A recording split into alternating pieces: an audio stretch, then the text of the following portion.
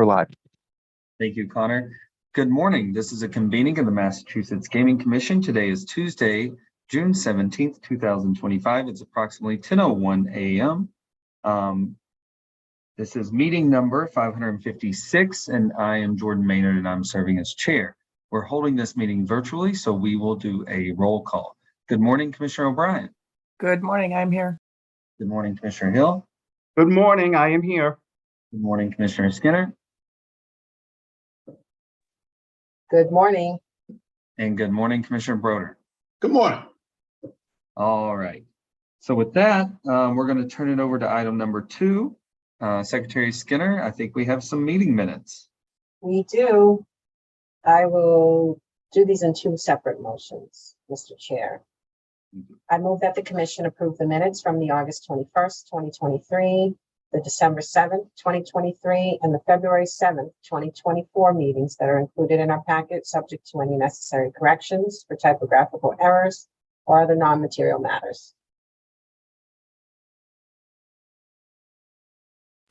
Second. Thank you, Commissioner O'Brien. Commissioner O'Brien. Aye. Commissioner Hill. Aye. Commissioner Skinner. Aye. Commissioner Broder. Abstain? And I vote yes, 4 and 1 abstention. I further move that the commission approve the minutes from the May 5th, 2025 meeting that are included in our packet, subject to any necessary corrections for typographical errors or other non-material matters. Second. Thank you, Commissioner O'Brien. Aye. Commissioner Hill. Aye. Commissioner Skinner. Aye. Commissioner Broder. Yes. And I vote yes, 5-0. As always, thank you, Secretary Skinner. Thank you to Judy and the rest of the legal team for all your work on those. We held a legislative update, Commissioner Hill. Anything to update? The only thing I would report is there have been a lot of bills filed, as you know, dealing with horse racing, simulcasting, and gaming issues. And from what I can gather, it looks as though the Consumer Protection and Professional Licensure Committee will be holding a hearing on June 23rd to hear most of those bills. So just wanted to bring that to your attention. Should anything move forward or anything, any red flags go up, I'll let you know. In terms of the budget, nothing has come to consensus yet with the Senate and the House. So nothing to report there. I would say that's it. All right. Anything else to add from anybody? Any questions? I noticed the InstaTrack kept sending emails, so not shocking. All right, and thank you to Commissioner Hill. I know Commissioner Broder also checks in with the legislature a lot, and Grace Robinson for your help on that. All right. We are now going to turn it to item number 4. And for that, I have to wind up and say a very happy birthday to our great executive director, who does so many good things for us here at the commission and keeps us all on track. So to our executive director, good morning. Good morning. Thank you, Chair Maynard, and appreciate the well wishes. They seem to come quicker as you move along, but 39 is not too bad. I do have 2 quick updates for everybody today.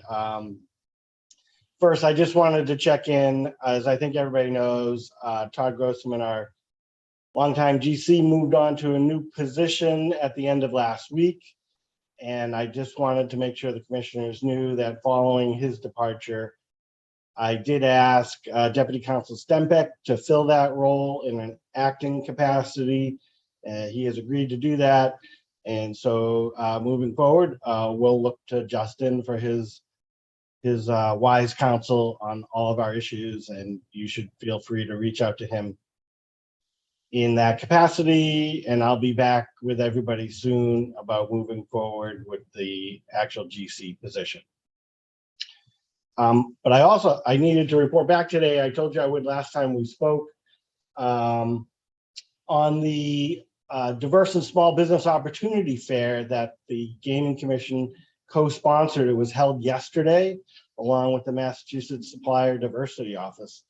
and I was there. It was a great event, really, and it was successful. I'd have to say there were close to 100 or maybe even a little over 100 small business participants, plus our operators, all who made presentations. So MGM, Encore, Penn Entertainment, Fanatics, Fandu, Bally's, they were all there. They all presented. And there was a ton of networking going on. So I have no doubt that there will be some new business relationships that come out of that. Each of the operators came up to us afterwards and said that they felt like they had made a few connections that they'd be able to use moving forward. So it was, I think, quite successful. Commissioner Hill was also there. He attended and was able to represent, and staff from our licensing and our procurement and our diversity teams were all there. It was well run, well executed, and successful. So I would I should say thank you out to Beniswa Sandai for organizing the event largely, and then Kara O'Brien and her team were there with John Scully, and even CAFO Derek Lennon were there on site working one-on-one with small businesses, answering their questions about how to become registered businesses. So it was a very impressive event, and I enjoyed it. And everybody involved should be proud of their accomplishment. So that's my update. Thank you, Edie Serpa. I know that Commissioner Hill has his mute off. But I won't repeat everything that was just said, but I did attend briefly, and kudos to everybody who put this together. It was fabulous. When I walked into that room and I saw the 100 people there, so impressive. And the conversations that were taking place between the operators and the businesses were great. And I too believe very strongly good things are going to come out of this. So I'm not going to name anybody individual because I always will forget somebody, but to the entire team, congratulations on a great event. And we look forward to the next one. It was great. Thank you, Commissioner Hill and Edie Serpa and all those that represented the MGC at that event. We appreciate it. And as always, it's just another highlight that diversity is very important to everything that we do here at the Gaming Commission.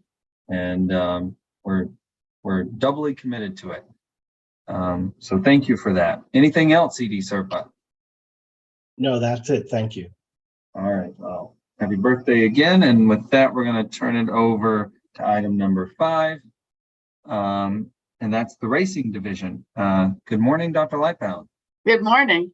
Thank you. Our first item and only item is the promotional fund request for consideration for the handicapping series that Plain Ridge does during the summer.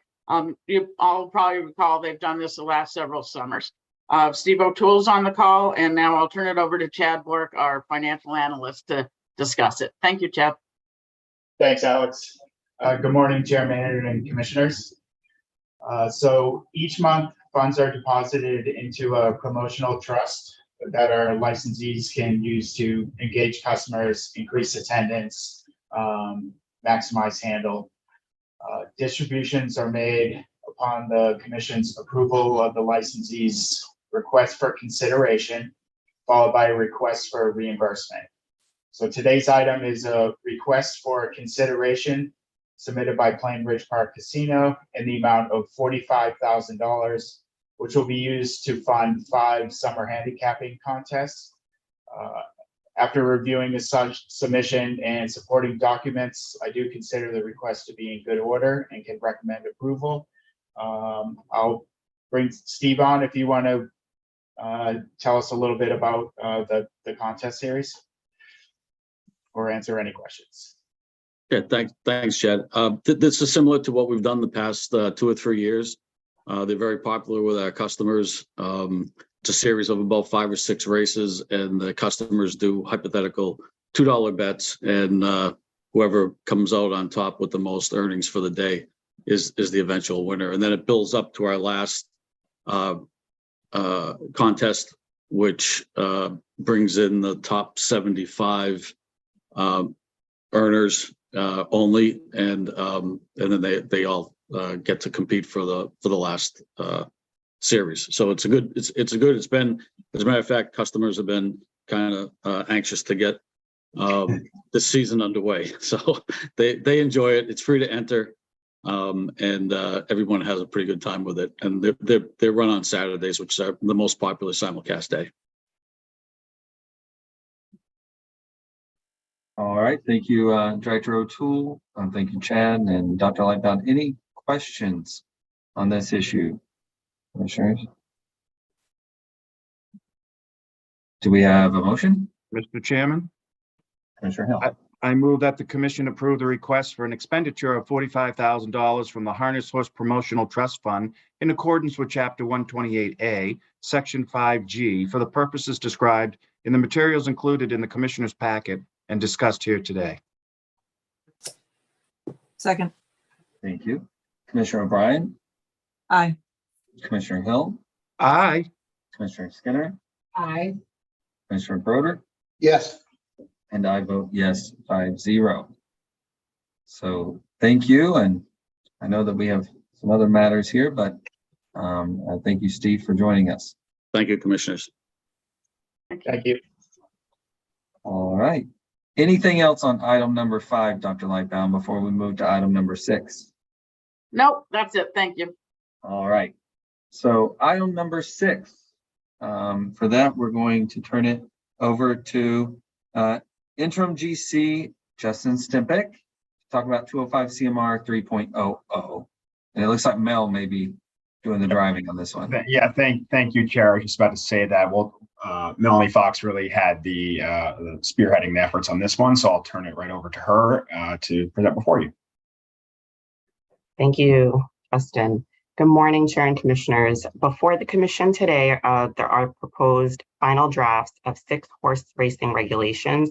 These regulations are also summarized in the memorandum that's in the Commissioner packet beginning on page 35. I just want to take a brief moment to review them right now with all of you for the record. So we'll start with 205 CMR 3.1313. This is our section that discusses licensees' duties and obligations. And the proposed draft sets up a requirement of a warning light system on the track to promote the safety of both our human and animal participants. Next, we have 205 CMR 3.15.3. This is our owner's section, and the proposed draft clarifies that an owner may not have or employ more than 2 trainers on the grounds without approval of the Board of Judges. And this is in order to reduce any potential for confusion of which owner and which trainers are associated with 1 or more horses that are on the ground.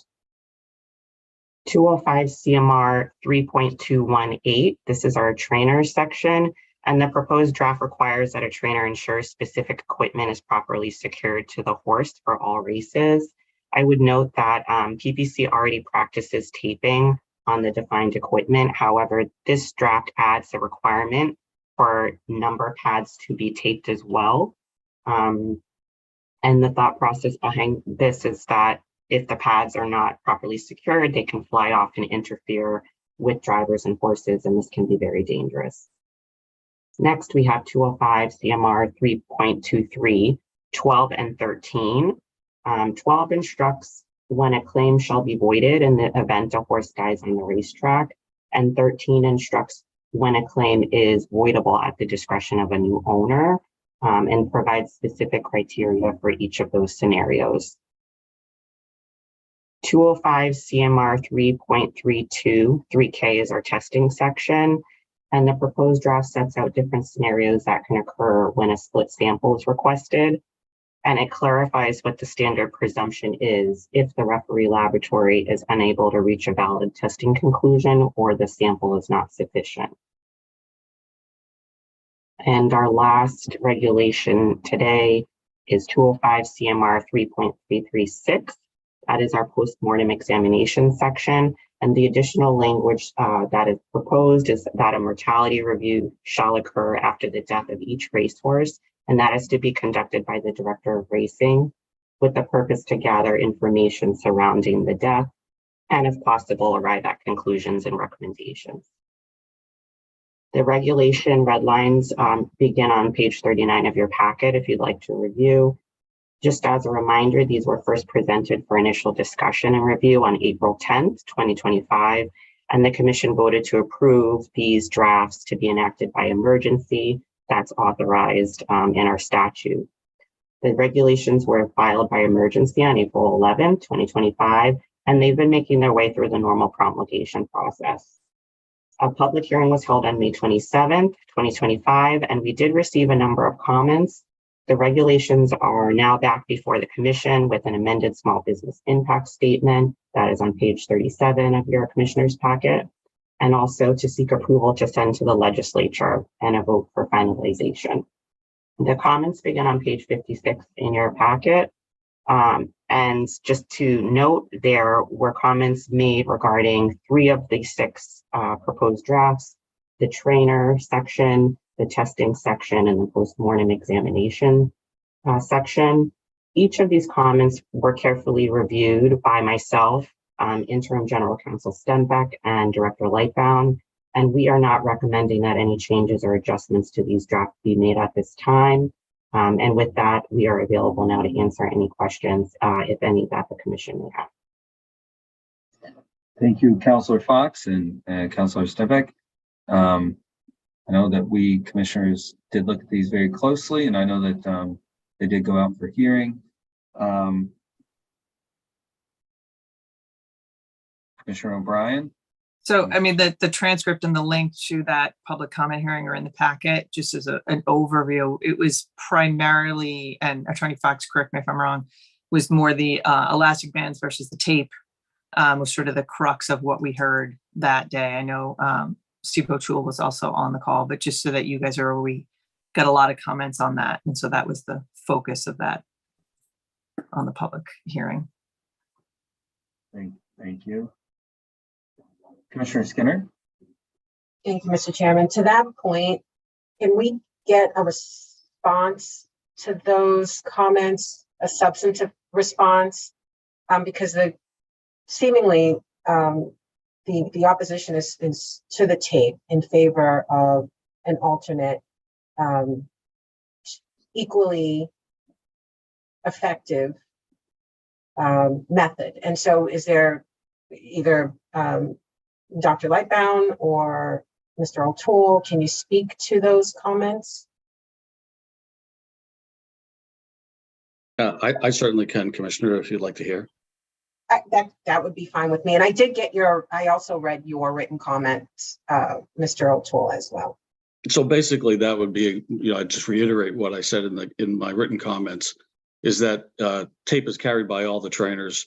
The USTA rule currently calls for the buckles on the driving lines so that they are secure, and the front hobble hangers so that they are secure.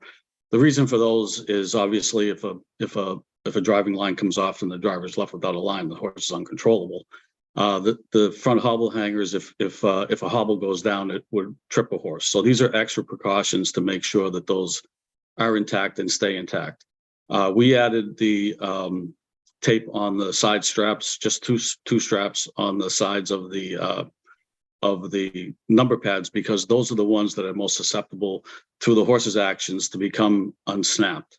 And so we feel that just by putting the tape on, it just ensures that the snaps are in place and that there's one extra precaution there. And one of the things I think that's that it's kind of important is that the horsemen carry this tape with them. They also take brace bandages, knee boots, sometimes they do knee boots, shin boots, tail ties. So they use tape all the time.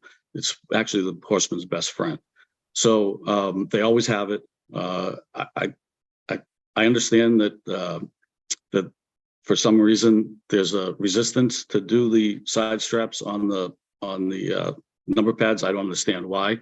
It's just a precaution, and we've seen just in the week of the hearing, we saw 3 examples at other racetracks where they've become unsecured, and one of them in a very dangerous situation. So we're just trying to stay ahead of the game. They're all brand new saddle pads. They have brand new snaps on them this season, and we just want to make sure that they stay intact. Even the brand new ones can come unbuckled with the action of the horses and the equipment, the way the equipment travels over them. Thank you, Mr. O'Toole. The way I read the comments and understand them is that the objection is not to securing the saddle pads. It is to the tape. Why is the tape the better method here and not a rubber band as was suggested during the comments? Well, because just as I said, horsemen carry the tape with them, number one. Number two, they're using it on other pieces on the horse. They're using it on the bits, they're using it on the hobble hangers, they're using it on other pieces. There was an argument that it doesn't stick, but it doesn't make sense that it doesn't stick because it's being used now in 2 other applications, the bits, which are required by USTA rule. So USTA felt that those were the best, the best way to adhere them. And if it sticks on those, I don't understand why it doesn't stick on a saddle pad. It just doesn't, to me, it just doesn't make sense. And we know that the horsemen have those. And I don't really, I guess, I'm not really sure if elastic bands would work, but they would follow. Once the saddle pad is unbuckled and taken off the horse, more than likely it drops on the ground, and it's just the tape stays on there until the trainer has to go back and physically take that off. So we just felt that it was the best way to maintain the safety of the pads staying on. And I really don't understand what the objection to the tape is, to be honest with you. I practiced in the business for 25 years as a practical horseman, and we always used tape in my stable, and other stables use it as well. I wish we had worked a little harder to understand what the issue with the tape is. I'm hearing everything you're saying, but I still haven't heard why the tape is a better solution to secure these saddle pads than a rubber band. Mr. Skinner, I could jump in. I could jump in and provide some additional context. Let me finish though first, Justin, please. I'm wondering if there is if we really need to be as prescribed here as proposed in the regulation. So just on the issue of the tape versus rubber bands, tape is the USTA standard, and Alex can provide some additional context here. So that's the United States Trotting Association national standard that we subscribe to here in Massachusetts. Rubber bands are not. Rubber bands are an interesting idea, but they haven't been approved by the USTA. And I think there was also some concern that with rubber bands, those could create unforeseen problems. If you think about rubber bands, when they overstretch or break, they can slingshot off. They could spook a horse by hitting another horse by breaking. So there's rubber bands are, I think, something that if the USTA were to approve the use of rubber bands and test them out and mandate, the thickness and the durability of a rubber band, that could be something that could come back to us, and we could certainly consider it at that point. But right now, we felt more comfortable after speaking with Mr. O'Toole, speaking with Alex, going with the industry standard of the taping requirement as opposed to rubber bands, just because those are an untested approach that were, frankly, I don't think ever used in any jurisdiction. Okay, thank you, Justin. That satisfies my inquiry. And I think it's important that we speak to that directly, and I appreciate that you've done so. So thank you, Mr. Chairman. Thank you, Commissioner Skinner, and thank you for those questions.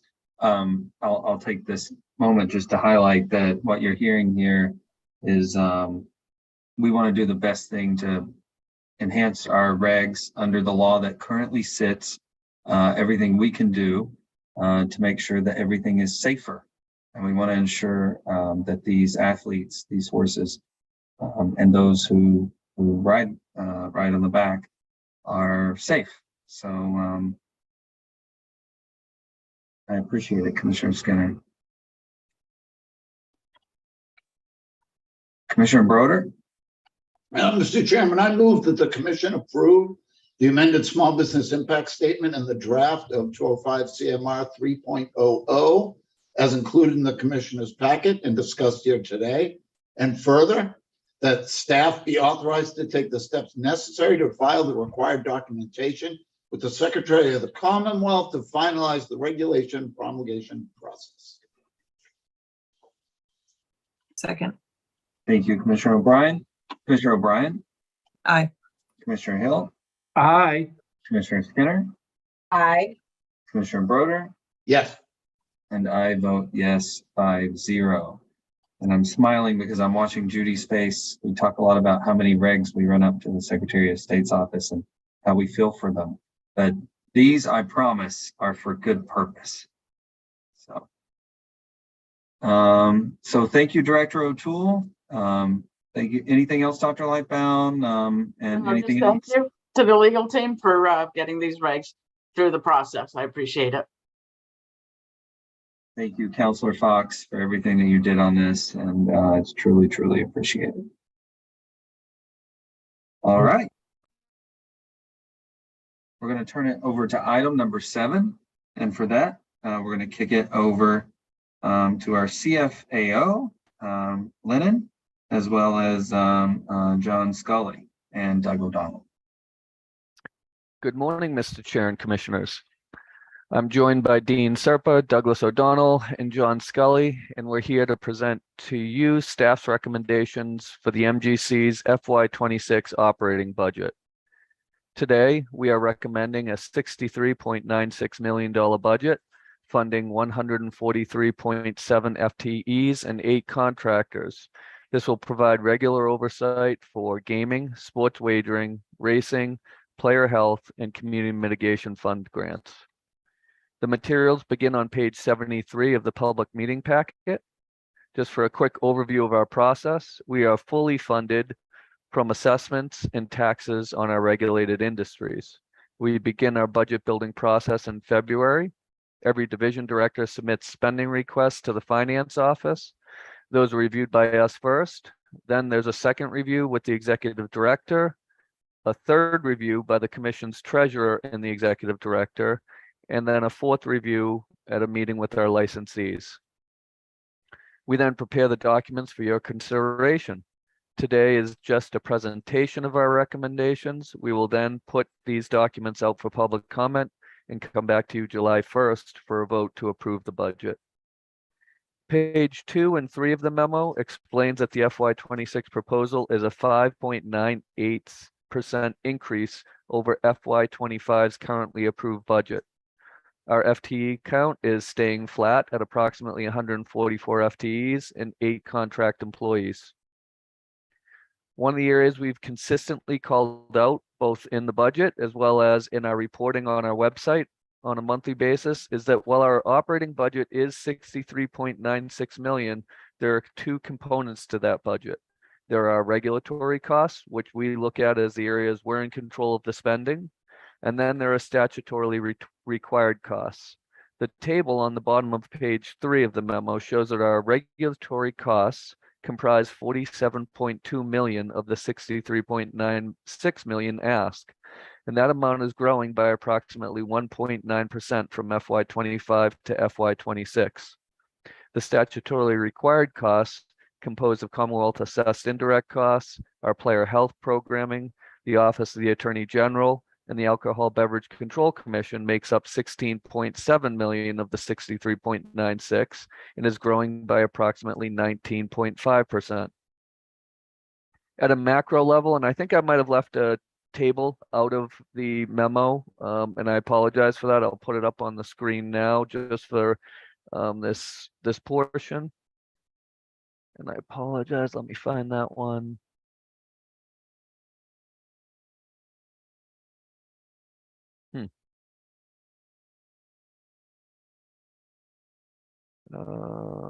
Give me 1 minute, please. I'm having a little bit of difficulty finding the right screen.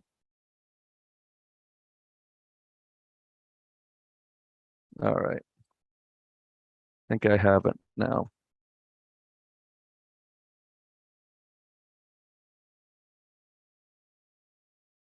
Are you seeing that now? We are seeing the spreadsheet. Okay. So let me pull this over, open it up, and go back to my talking points so that I don't lose everything.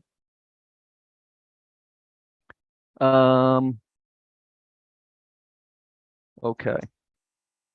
So at a macro level, salaries, this top line are growing by about 511,000 or 3.5%. And that's due to a 3% COLA and projections of approximately 7.5% turnover savings.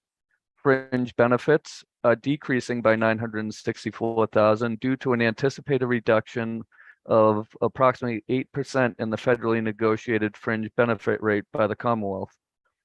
Our lease is growing due to us being out of renewal year. FY25 saw us in a 5-year renewal of our current lease, and that came with 3 months of free rent and a very friendly first-year rate. FY26 is now budgeting back in 12 months and much closer to a market rate. Consulting costs are increasing by 678,000. This is this HH line here, due to a potential rebranding initiative, as well as additional audits scheduled in the sports wagering division. Our GEU, which is all funded in this JJ object class here, are increasing by about 684,000, and that's due to CBA contractual escalators between 4 and 5%. We have both the MSP as well as local police departments making up our GEU. Our research costs are going up by about 202,000, and then the AGO costs are going up around 1.5 million. One of the things we want to really point out here is the AG's costs have been capped at 3 million since the introduction of expanded gaming in 2011. If we were held to our budget in 2011, I don't think we'd be sitting here right now with the staffing that's increased. That level just isn't sufficient any longer. Now, this requires a statutory change, which is why it's been so low. We saw this come up in the House version of the budget. It is not in the Senate version, so it's in conference. So this is an anticipated increase by us, but it may not come to fruition. So I just want to call that out for everyone. All right, I'm going to stop sharing now, and I'll go back to the main presentation. And I apologize for the confusion of leaving that chart out of the memo. The remainder of our spending requests will deal mainly with our regulatory side. We've already conducted 2x2s with the commissioners, so we'll just hit highlights of each of the appropriations. Starting on page 4 of the memo, we'll kick off on the Gaming Control Fund. The MGC's FY25 currently approved budget for the Gaming Control Fund is 40 million. And we're requesting an FY26 budget of 40.8 million, which is approximately a 1.98% increase. This item funds 10 divisions in the criminal enforcement activities of the Attorney General's office. Our regulatory portion of this item is actually decreasing by 2.73% from FY25 to FY26. Mainly, this is due to a realignment of where our efforts as regulators are expended. We've shifted significant portions of the GEU investigatory costs to sports wagering from this item. However, overall, this appropriation is increasing due to the aforementioned AG cost increase. It's all funded here as sports wagering covers the civil side of infractions. The MGC's currently approved budget for racing is 2.132 million. This item is decreasing as we're holding most costs level here. As you know, we've asked for 2 years now to fund some of our regulatory oversight out of the Racehorse Development Fund. Our portion of handles that fund this appropriation has been decreasing for years, but it is what it is. We did not receive that request, and right now we're looking to drop this item down to 2.8 million, which is a 1.7% drop. However, the majority of that drop is due to the fringe benefit rate decreasing by 8%. If you look across, everything else is held consistent. In salaries, we were able to build in the 3% COLA. The Community Mitigation Fund helps to fund administrative oversight of awarding grants and assuring grant funding is spent appropriately. This item is increasing by 50,000, but that's mainly due to us not budgeting indirect costs here in the past. And we're doing that this year just so that it's completely transparent. And that is something that came out of our meetings with the executive director and the treasurer saying, hey, how come there's indirect on every other appropriation, but not this one? So that was completely an administrative oversight on our part in the past, and now it's being budgeted in there. The Sports Wagering Control Fund has a currently approved budget of 11.62 million in FY25, and this item is growing to 13.91 million in FY26. The main reason for the increase has to do with transferring of 911,000 in costs from the GEU investigations over to this item. It's close to aligning. We're only in our third full year of budgeting, and we continue to try and revise our budget to actual performance. And this is an area that we really took a close look at this year. You'll also see that we're share more of the administrative burden of running the agency by shifting costs for travel, training, audits, and IT services along with the GEU over to this item. Finally, the Public Health Trust Fund funds our player health and research initiatives. This item is funded by a portion of taxes and assessments on the sports wagering and gaming operators. The fund is then split between DPH and MGC, with MGC receiving 25% of the funding. The FY26 budgeted funding is increasing from 6.1 million to 6.6 million due to the addition of a deputy director. And I know I said we aren't adding any positions, but we eliminated a position that was open at this point in HR. And we are recommending substituting a deputy director position in the research and responsible gaming division. So this item is going up for that position, as well as rebranding of our game sense programming and the additional research that I touched on at the beginning of this presentation. So that's our spending update.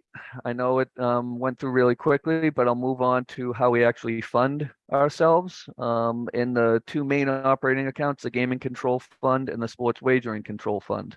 Starting at the bottom of page 7 of the memo, our cost for regulating gaming is funded by fees on our licensees and an assessment. The assessment is derived by taking our FY26 expected costs, subtracting any projected revenues, and then the balance is the assessment. In FY26, we're projecting spending of 40.8 million, less fees of 3.84 million to arrive at an assessment of 36.97 million on our 3 gaming operators. This amount is divided up across licensees based on their actual share of gaming positions on July 1. We don't have that number right now. So as in previous years, we have provided what the latest gaming positions are by licensee as of 6/1. We're recommending to send out initial assessments so that we can fund our operations based on those figures, and then coming back at the first quarterly update to revise those assessments for the remaining 3 quarters for actual positions as of July 1. Sports Wagering Control Fund is funded by a combination of fees on sports wagering operators and assessment, similar to gaming. The assessment is derived by taking the FY26 anticipated costs, subtracted out the revenues, and that's what your assessment is.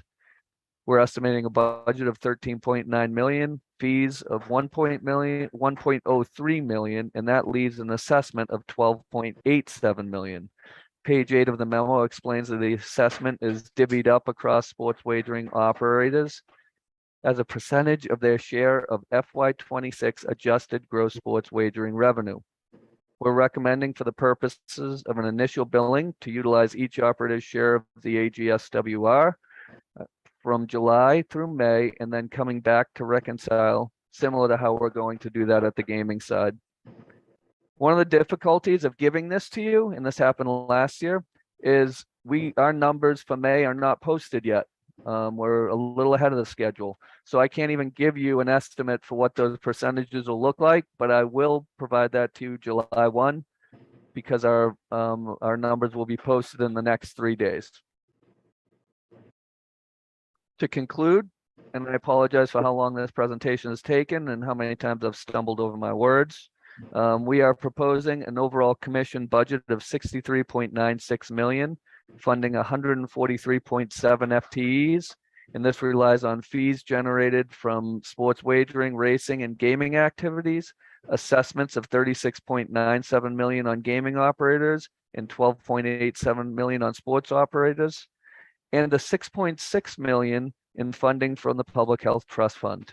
We recommend putting this budget out for public comment and then coming back July 1st to update you on any and all comments we've received, as well as request approval for our budget.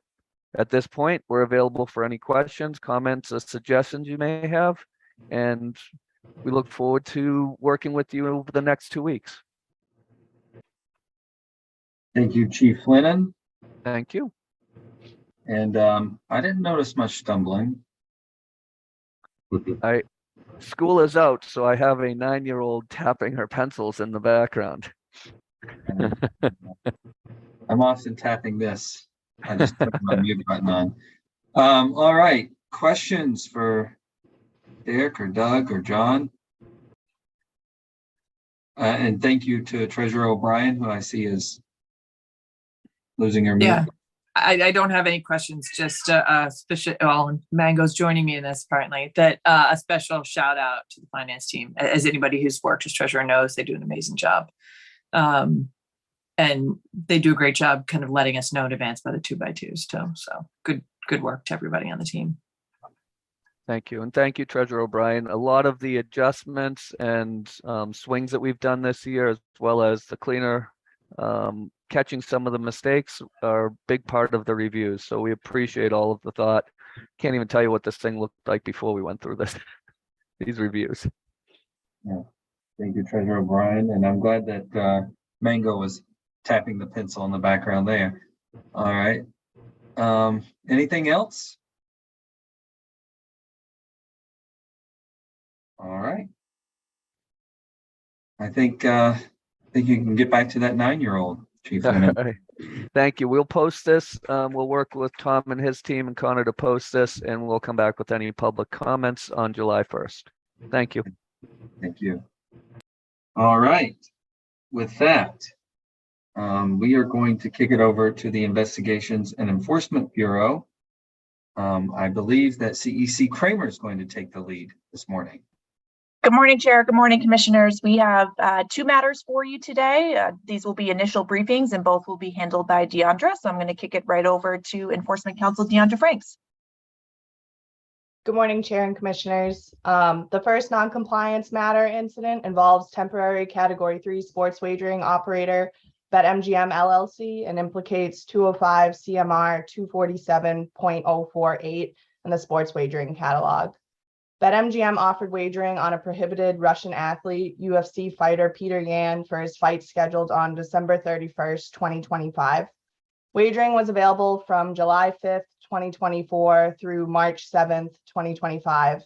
The sports wagering division observed the market and was able to place 2 wagers using their test accounts on March 7th, 2025. No other wagers were accepted on the market. I'd like to remind the Commission that I presented a similar matter involving the same operator and prohibited athlete back in February. And as a reminder, the Commission referred that matter back to the IEB. At this point, I'm happy to take any questions, and I'd ask the Commission its preference for next steps as to how to handle this noncompliance. And just as a reminder, the options are to refer it back to the IEB, set it up for an adjudicatory hearing, or issue a civil administrative penalty under Chapter 23N, Section 16. And if the Commission decides to refer this back to the IEB, I just would like to ask if you'd like it to be joined together with the prior similar matter or to be treated separately. Thank you, Councilor Franks, for that presentation. Thank you for the reminder. 2 mics off at once. I'm going to go with Commissioner O'Brien and then Commissioner Hill. I bet we're going to say the same thing. We're thinking the same thing, so go ahead. Yeah, me too. I would say send it back and link it up with the earlier one. So, Was I right?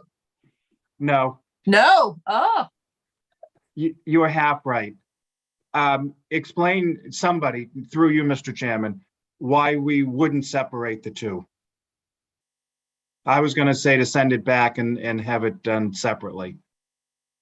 What would be the thinking? What's the IEB? benefit? I'm gonna ask the IEB what your thinking is. You're gonna kick it right back to me is what you're gonna do, but I can chime in, Chair. I think the thought would be if the Commission would like us to join it, we could present it in one potential, if the IEB were expecting it to result in a civil administrative penalty and bring that forward to the Commission for a recommendation.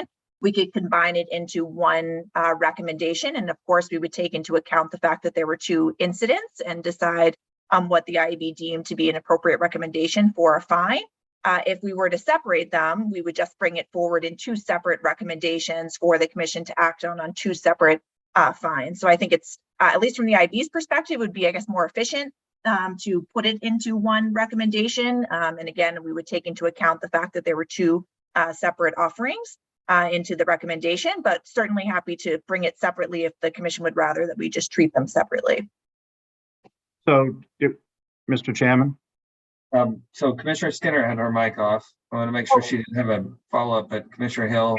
I did have a follow-up, but go ahead, Commissioner Hill. Okay. So I think what I would want to make sure, you know, if we were to have done a penalty on the first event and then a second one came along, I shouldn't assume this, but I would think that a more heavy penalty would come in the second round. So having that thought in my mind, if we were to combine them, and I think I heard you say that you would do this, that you would consider the two, but you would consider it a second offense and you would penalize in part due to that. Yes, I think that I understand what you're saying. Okay, then I would be all right sending it back and having them do it as one, if that is the case. So efficiency and not that anybody's gonna skate by. Commissioner Skinner. Speaking similar to Commissioner Hill, but before I get there, just a couple of questions for CEC Kramer. Can you remind me when the commission sent back that prior matter to the IEB? Deandra, I think it was in February. Is that right? Correct, yeah, February. Okay, so just a couple months ago. So I assume that there has not been much progress. And let me just say it differently. I'm assuming that we are still within a time frame where IEB could combine those two investigations without starting from scratch, if you will, right? Like, so this new offense alleged comes at a time where you're not disrupting the investigation into the first item that's similar to this one. Correct. That's fair. We did a review of the first one when it came back to the IEB. I think at some point when we were conducting our review, we learned from sports wagering that there perhaps was a second violation. So it would not hold up the work that we've already done. And I think we would be in good shape to present these together at some point in the near future to the commission based on where we stand from what we know so far. Okay, so based on that, along with the IEB's preference for efficiency purposes to combine the two, I'm okay with doing that, having IEB do that. Great. But certainly sending it back. Okay, I think we have our marching orders on that first one. So Deandra, we can move to the second one if you're ready to do so. Sure. So this alleged noncompliance incident involves Category 1 sports wagering operator Blue Tarp Redevelopment LLC doing business as MGM Springfield and implicates General Law Chapter 23N Section 3, 205 CMR 247.01 2A2 and the Massachusetts Sports Wagering Catalog, which prohibit allowing wagers on unapproved events. MGM Springfield offered wagering on a Northeastern men's baseball versus Campbell NCAA game scheduled for April 5th, 2025. Northeastern men's baseball was whitelisted on February 14th, 2025. Wagering was enabled on this game on April 5th, 2025 until 1:29 p.m. that same day when a gaming agent audited a kiosk at MGM Springfield and discovered the market was available.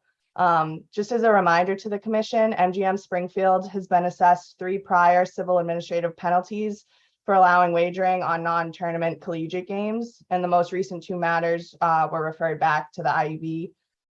At this point, I'm happy to take any questions, and I'd ask the commission its preference for next steps as to how to handle the non-compliance. And just again, as a reminder, the options are to refer it back to the IEB, set it up for an adjudicatory hearing, or issue a civil administrative penalty under Chapter 23N, Section 16. All right, commissioners, questions for Counselor Franks on this one? Commissioner Skinner.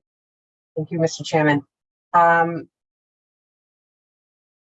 Could you remind us the nature of those prior non-compliances and whether the IEB has issued a recommendation to the commission? Just what is the status of those prior matters? Sure. So the first matter was, there was an adjudicatory hearing. The commission handled that one.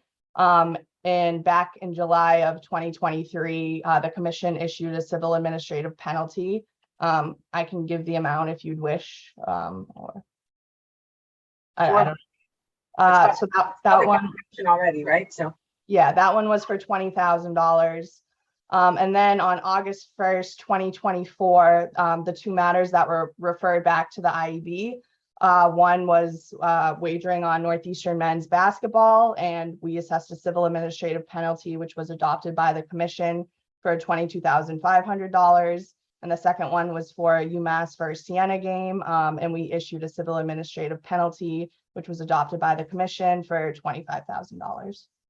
Mm-hmm.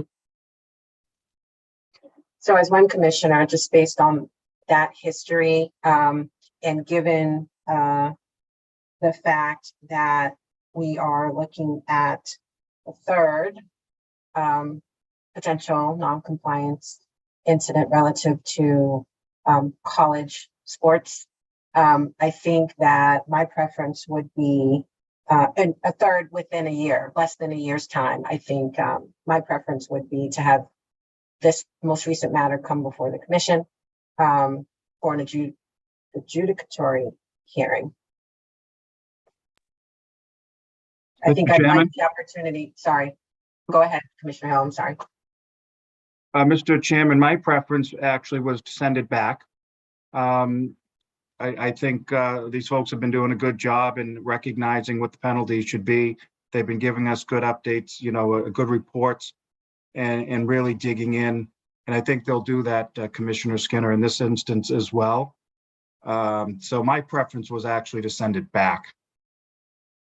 I try to agree with my fellow commissioners, but in this case, I respectfully disagree, Commissioner Skinner. It's quite all right. If I could, Mr. Chairman, I wanted to add on that I would like the opportunity to hear directly from the operator on these matters, on this particular matter, given that it is a repeat, seemingly a repeat offense. Thank you, Commissioner Skinner. And by the way, there's 5 of us for a reason. Oftentimes I have to remind myself that, and I'm sure all of my fellow commissioners have to say the same thing to themselves. There was a word there that caught my ear that makes me lean towards Commissioner Hill, and that is that they audited the kiosk, the property did, and found it. I know that we put some procedures or have put some language in place on them in the past. So because they found it themselves, I would be more likely just to hand it back to IEB and let them continue on. Remember that we are all part of one team, and these matters are going to happen. Let's just be honest. All right, Commissioner Broder, Commissioner O'Brien, whoever wants to go. You both have articulated the reasons on each side. I favor sending it back. Commissioner O'Brien. So I'm where Commissioner Skinner is, but for the fact that it was self-discovered and self-disclosed. If that was not the case, I would absolutely want this to come back in front of us and have them sitting across from us to explain, why this keeps happening undetected. I will say if it happens again, I'm probably going to want them in front of us. But for this one, I'm fine with sending it back to IB. Not to totally throw a wrench in things, and I apologize for doing so. This was one, I think, Deandra, correct me if I'm wrong, this was a gaming agent who actually found this, who did the audit of the kiosk. So that seems to be so we did the audit. Yes. Yeah, I misheard that. I didn't hear that. I didn't hear that, what you all heard. So I was going to ask. The wagering was open, I think, for a short period of time. It was opened up on one day in the morning, and in the afternoon, a gaming agent just happened to be in the sports book conducted an audit of one of the kiosks and noticed that the offering was available. I'm not sure how many wagers were actually accepted. It was probably a low amount given the time. DeAndre, you probably have that, but just to clarify for everyone, it was a gaming agent, not to for MGM. It was not an MGM employee. It was an IED employee. And I don't think there were any wagers accepted. I want to make sure that, Okay. so. Yeah, sorry.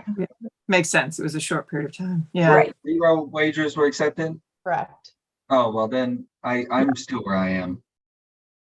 Yeah, I think there's a consensus to send it back. I'll tell you that that clarity puts me more on the fence. But I don't need to, we have 3 that want to send it back. And so I'll, defer. I just have a lot of trust in my IEB. I think my IEB is tougher than I am. It's not that I don't have trust. It's more at a certain point, as Commissioner Skinner said, sitting in front of the 5 of us and explaining why it keeps happening.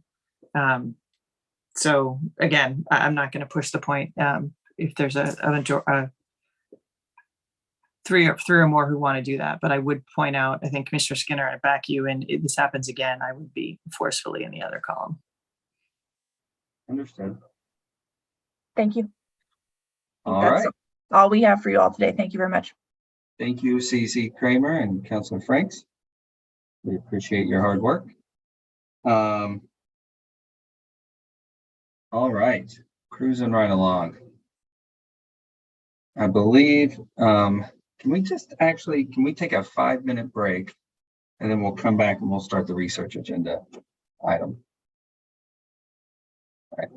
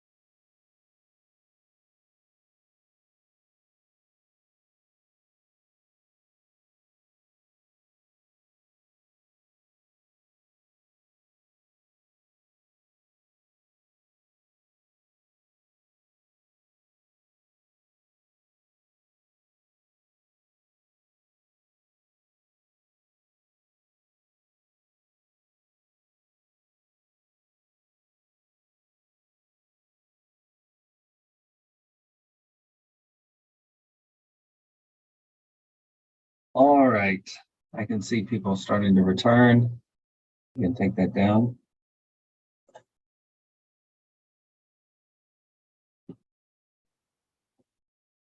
Commissioner Broder, a second.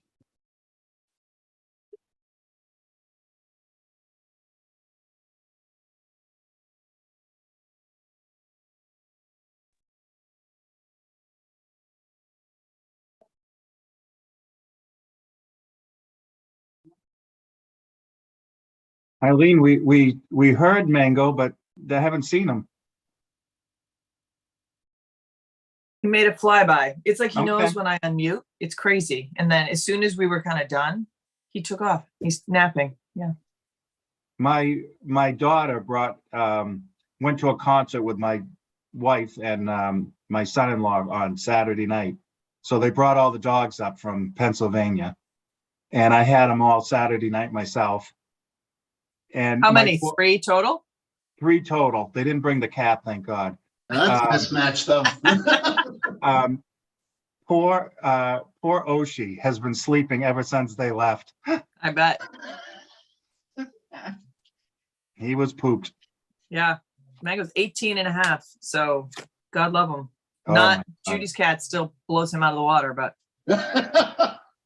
Sorry, that was a little loud. We take very good of our animals. mhm. MGC, Judy's been. Yeah, we'll take a quick moment to just say we celebrated her 24th birthday. daughter Holy made a- cow. My daughter made a cake. Oh my So- gosh. Is thriving, kind of, but you know, as best as a 24-year-old cat can. Yeah, right? Yeah. Hey, Paws on the ground is thriving at your 20. That's right. You're That's right. 24. She's here. She knows she is Earthside, so we are celebrating. yeah, I'm gonna good call for Guinness. her. I'm gonna call Guinness soon. Yeah. No kidding. I want to know what's in the water in Auburn. And No, what it's well food? water, so I guess it's just really Oh. good. I don't know.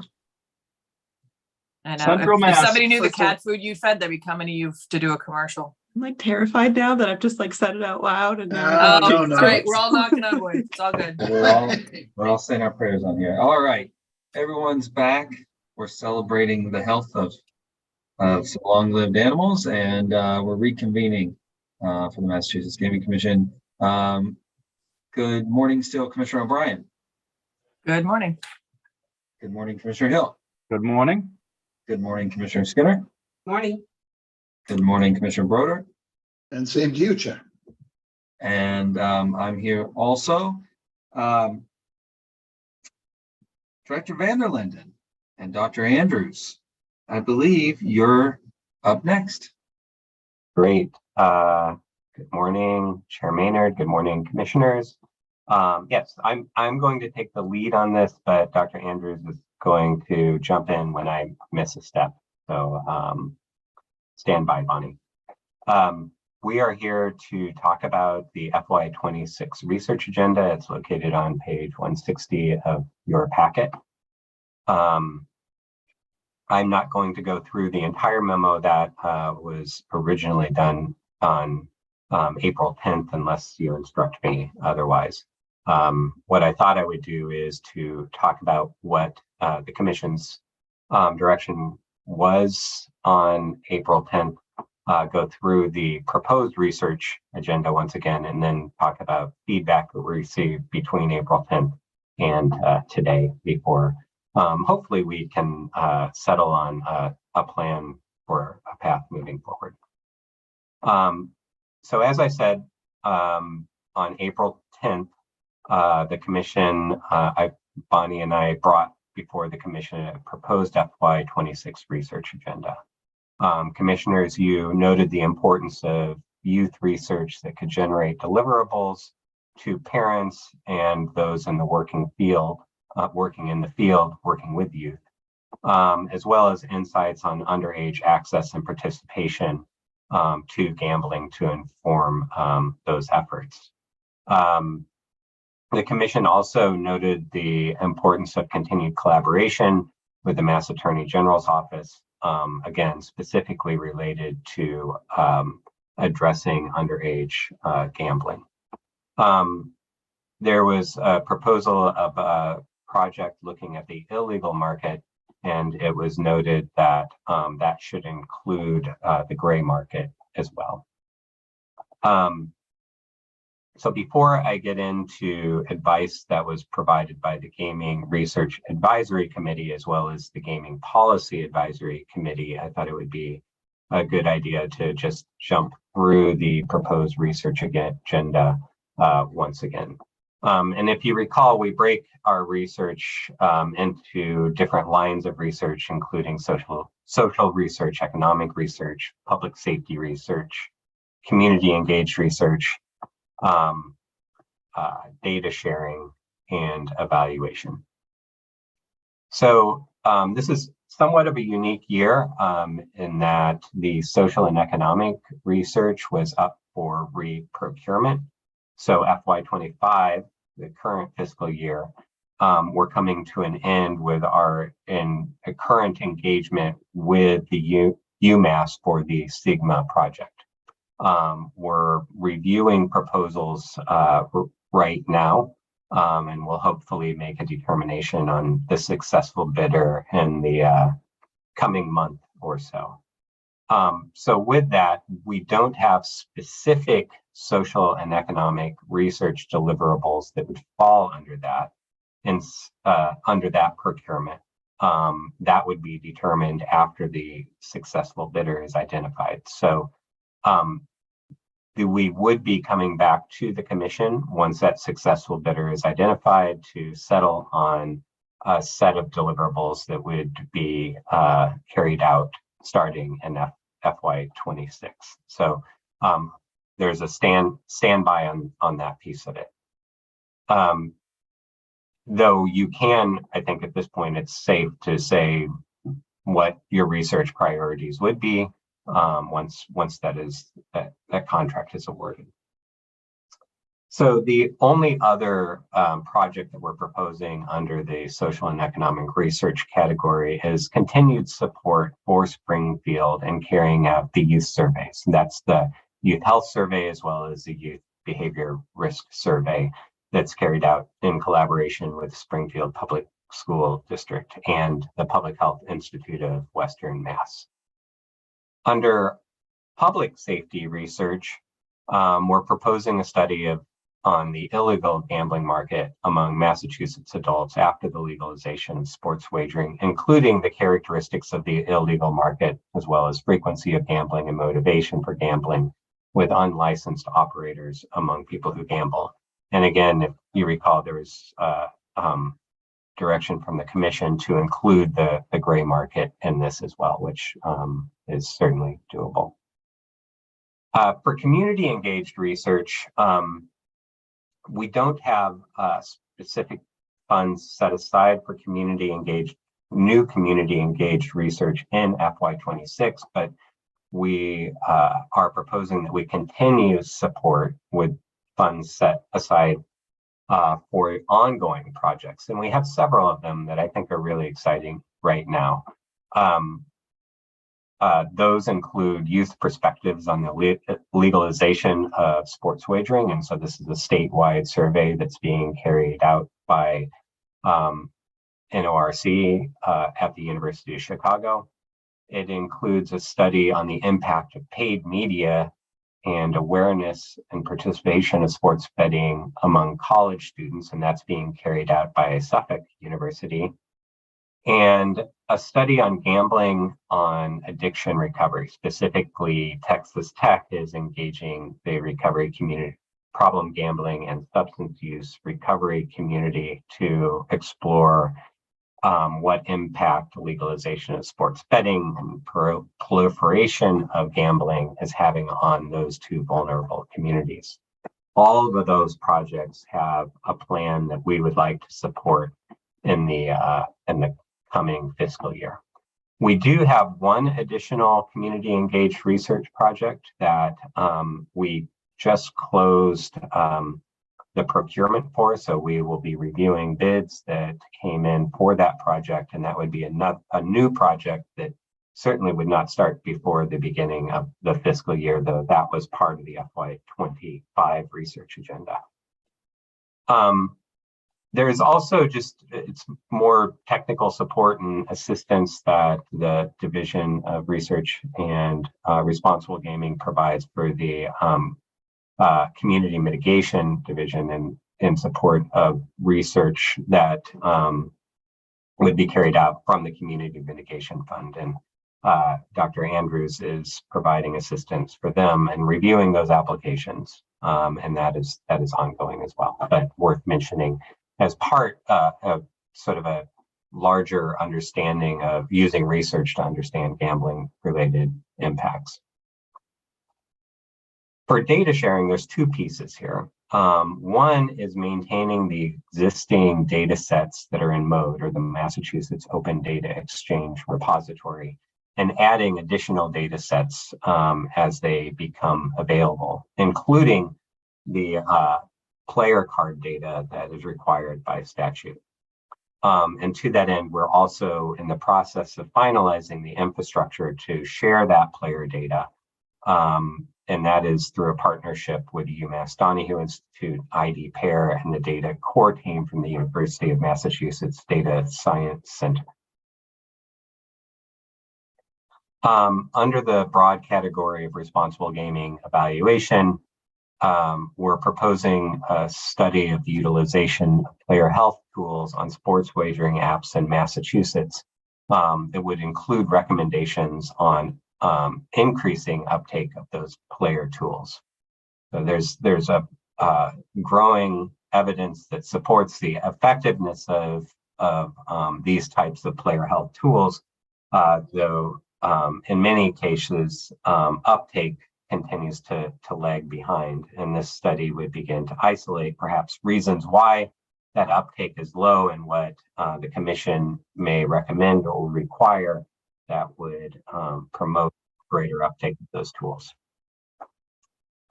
Under the broader category of sports wagering research, there's two pieces here. One is a study of sports wagering and VIP programs, a study of the structure and function of sports wagering VIP programs, as well as player engagement and associations with problem gambling.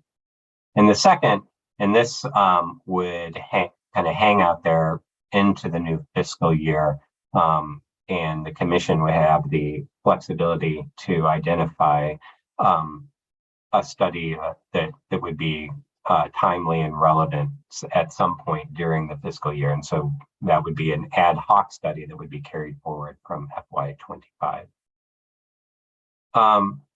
The only other two pieces here aren't specific research projects, but they are important to the overall, to the division and to carrying out our research program. And that is support for a research review committee.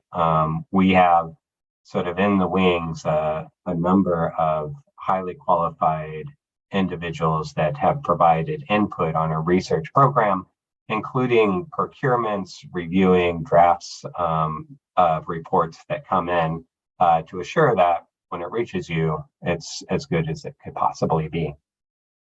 The other piece is knowledge translation and exchange. And since 2020, FY23, I should say, we've worked with GRIO, which is an organization out of Ontario, to build our in-house capacity to improve our current knowledge translation and exchange strategies and practices.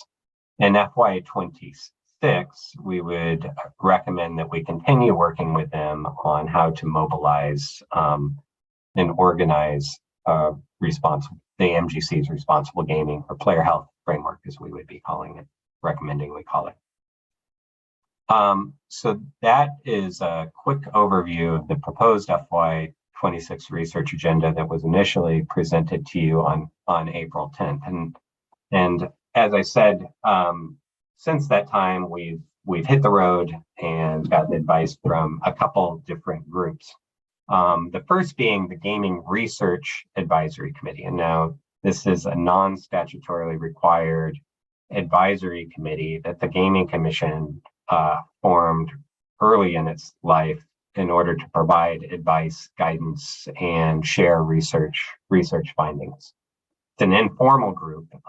There is no set membership, but it includes pretty much anybody that's on our research review committee, other entities that are particularly interested in our research agenda. It does include staff from our operators, though they do not or did not provide any input into the proposed FY26 research agenda. So this group met on May 5th, and they had, not unsurprisingly, if you know this group, a lot of advice for the commission. And so let me just run through that for you right now. This group recommended a sort of a study of the state of gambling, including national and international policies related to preventing and mitigating gambling-related harm associated with sports wagering. We had a discussion about low uptake or use of the mode data sets, but that they are actually an incredibly valuable source of data for gambling-related research. So it was suggested that the commission provide seed funding for researchers, perhaps universities and graduate students, to use those mode data sets. And that would extend into the player data once it's available. Similar to the commission's suggestion that we include the gray market in the study of illegal markets, the group also recommended unregulated markets as well. They recognize the change or reduction in federal funding related to addiction-related research. And so the group recommended that the MGC extend ourselves and encourage and foster cross-state collaboration concerning gambling-related research.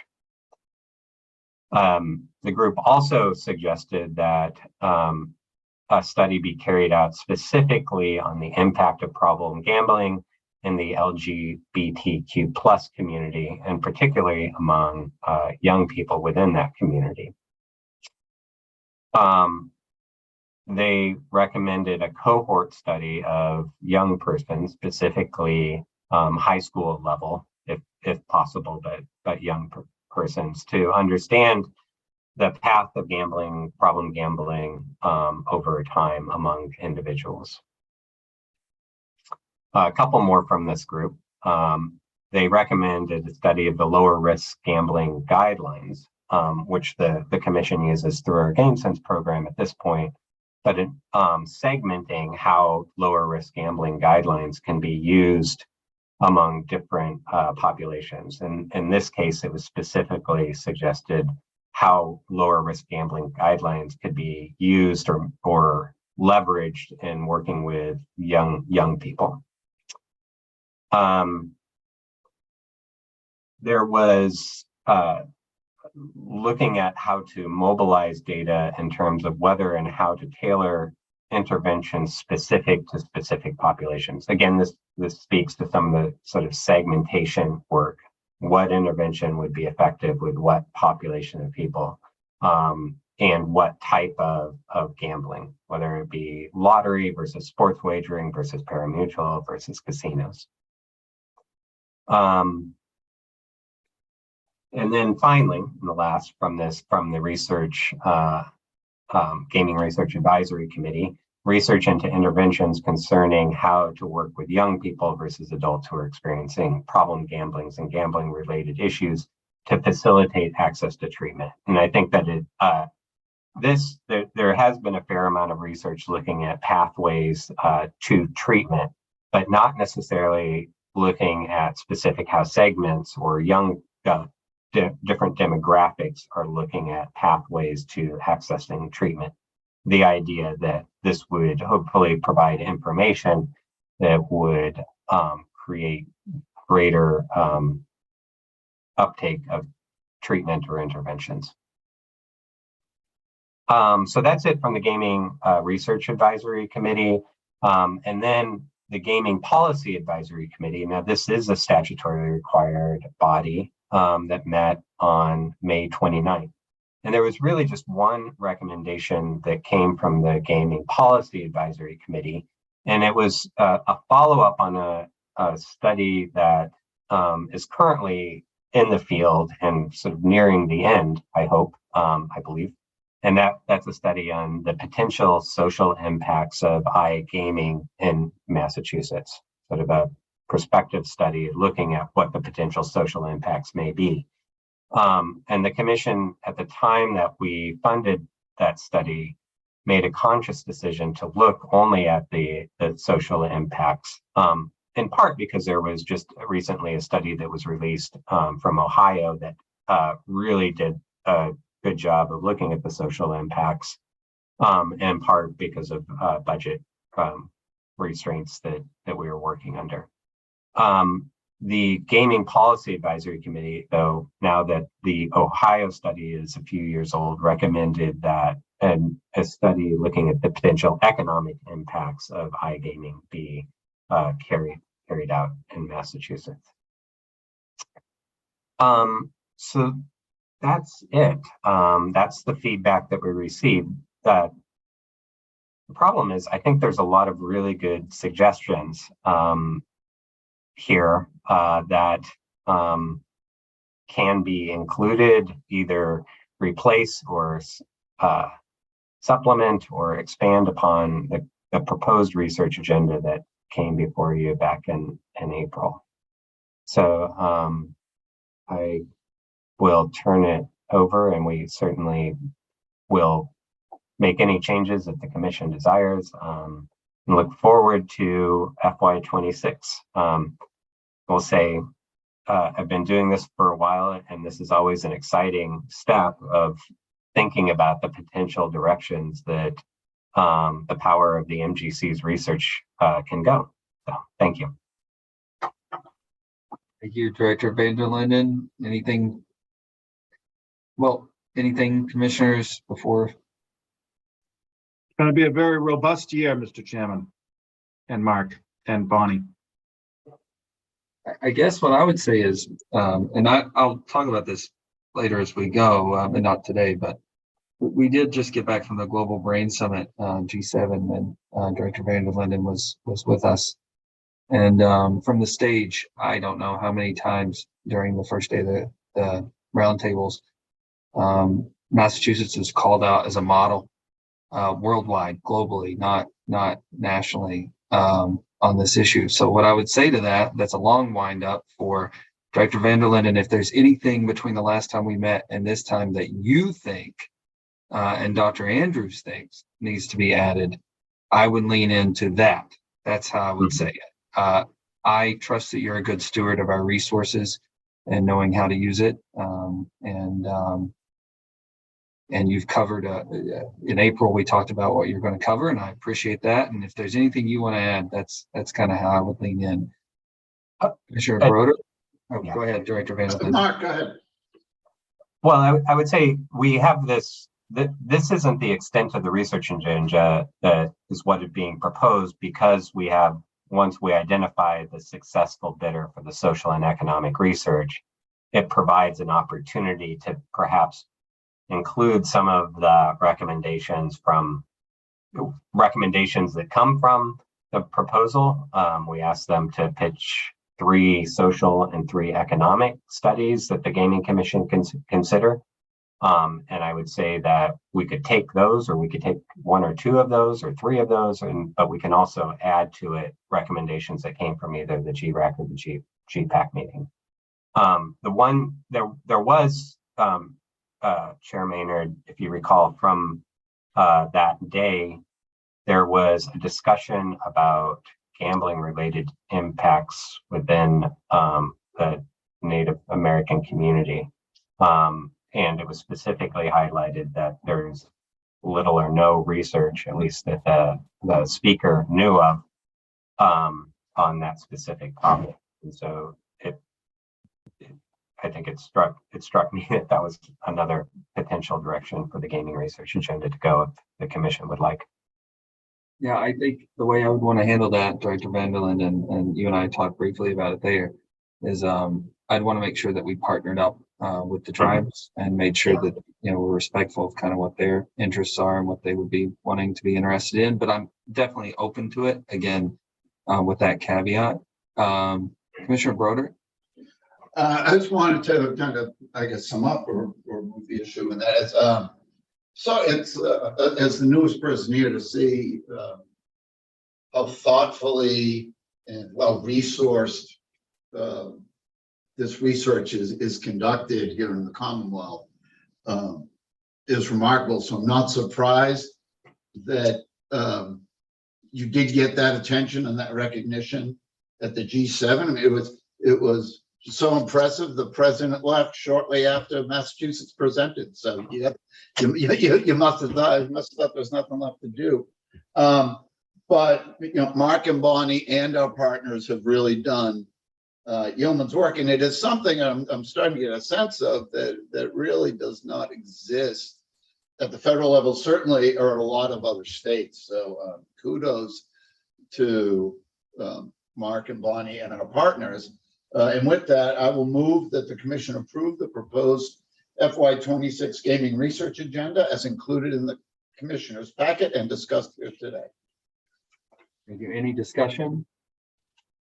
So yeah, before I move to second it, if I could just take a moment too, I think Commissioner Skinner would say the same thing in terms of being in Nashville at NAGRA, that even though we weren't on panels there necessarily for that topic, that the Commonwealth comes up not infrequently when you're talking about a number of things and responsible gaming being at the very top. So I second Commissioner Broder's motion. All right. Any further discussion? Commissioner O'Brien? Aye. Commissioner Hill? Aye. Commissioner Skinner? Aye. Commissioner Broder? Yes. And I vote yes, 5-0.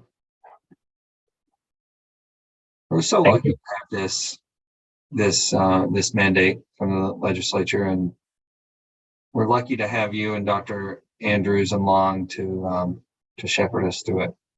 Yeah, we really are. We're really the idea that we can carry out an annual research agenda that we can tailor to the pressing and important topics related to gaming in Massachusetts is it's a privilege to be part of that. Thank you. And thank you, Dr. Andrews. Thank you. You're using Mark's office today, aren't you? I am. I'm playing Mark on TV today. Oh, it's a tough character to play. All right. Method acting, right, Dr. Andrews? With that, I believe, commissioners, we're going to turn it over to item number 10. Chief Delaney. Thank you, Chair and Commissioners. So welcome to day 2 of the Community Mitigation Fund application reviews. So today we have before you some of the regional grant applications. We have the 4 regional public safety grant applications. We also have in the municipal block grants, we have the remainder of the Region B communities, and we have all of the Region A communities with the exception of Boston. That application is pretty complicated, and we're still working through the city with a few issues on that. So that is not ready for today, and we will bring that back to the commission at a meeting in July. So with that, you've all had the benefit of 2x2, so I'm not going to go into a whole lot of detail on each of the projects, unless, of course, the commissioners have questions. I'd be happy to answer those, but I'll give just a brief description of them. And so the first 4 applications are the regional public safety grant applications there from the Attorney General's Office, Hampden County District Attorney, Hampden County Sheriff's Department, and the Suffolk County District Attorney. We did discuss these at the last meeting. We deferred the votes on those to this meeting so that Commissioner O'Brien would have the opportunity to vote on these. So I won't go into any more detail on them unless there are particular questions or comments that the commissioners have. And if not, then we can vote on this sort of package of the regional grants. All right, thank you, Chief Delaney. I know that we had a lot of discussion, but we held the final vote for Commissioner O'Brien. Mr. Chairman, Commissioner Hill. I move that the commission approve the following regional public safety grant applications for funding from the Community Mitigation Fund for the purposes described in the submitted applications and materials included in the commissioner's packet and for the reasons described therein and as discussed here today. And further, that the commission staff be authorized to execute all necessary grant instruments commemorating these awards in accordance with 205 CMR 153.04. The Massachusetts Attorney General's Office in the amount of $259,800. The Hampden County District Attorney's Office in the amount of $75,000. And the Suffolk County District Attorney's Office in the amount of $100,000. Second. Thank you. Commissioner O'Brien. Aye. Commissioner Hill. Aye. Commissioner Skinner. Aye. Commissioner Broder. Yes. And I vote yes, 5-0. We got to handle the Hampden County Sheriff's Department one. I noticed in the draft, it's separated out. So I had, when I was getting the 2x2, asked if that could be separated out just for further discussion. I think I voiced what I saw was a tenuous nexus the last time. You know, we've toured the facility and seen the incredible work they do in terms of intervention and rehabilitation. My hesitation on this really turns on accessibility of funds. And so I'm just wondering if I could ask my fellow commissioners and Joe to indulge me a little bit in terms of the availability of funding for this particular year. We're looking at 10 years out from when they had to relocate, and the nexus gets, you know, further and further away from me, but we're also in a very different posture this year. So I'm just wondering if you might be able to give an overview on that. As far as the availability of funds? Correct. Sure. So, you know, as of this year, we have enough funds to fund all of the projects that we have in front of you. What that results in is, you know, as of right now, we don't believe that there will be any additional community mitigation funds being deposited into our account for fiscal year 2026, based on what we know today. We don't have a final budget, but that's the way all the tea leaves are reading. So that means for next year, depending upon what the final results are for this year, we expect that we will have maybe somewhere between $5 million and $6 million next year for the Community Mitigation Fund, which means this year it looks like we'll be putting out somewhere in the vicinity of $22 to $23 million. So as you can see, that $5 to $6 million is roughly a quarter of what we're putting out this year. So there's definitely going to be some very difficult decisions that the commissioners need to make for next year. But the short answer is for this year, there are certainly sufficient funds to fund this project as well as all of the others. Okay. Thank you for putting that out there. I appreciate it. Thank you, Commissioner O'Brien, and thank you, Chief Delaney. Mr. Chairman, Commissioner Hill. with that said, I move that the commission approve the Hampden County Sheriff's Department for funding from the Community Mitigation Fund in the amount of $400,000 for the reasons set forth in the submitted application and materials included in the commissioner's packet and as discussed here today. And further, that the commission staff be authorized to execute all necessary grant instruments commemorating this award in accordance with 205 CMR 153.04. Any further discussion? Second, anybody? Second. Thank you, Commissioner Broder. Commissioner O'Brien.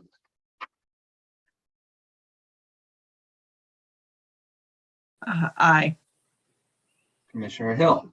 Aye. Commissioner Skinner. Aye. Commissioner Broder. Aye. And I vote yes, 5-0.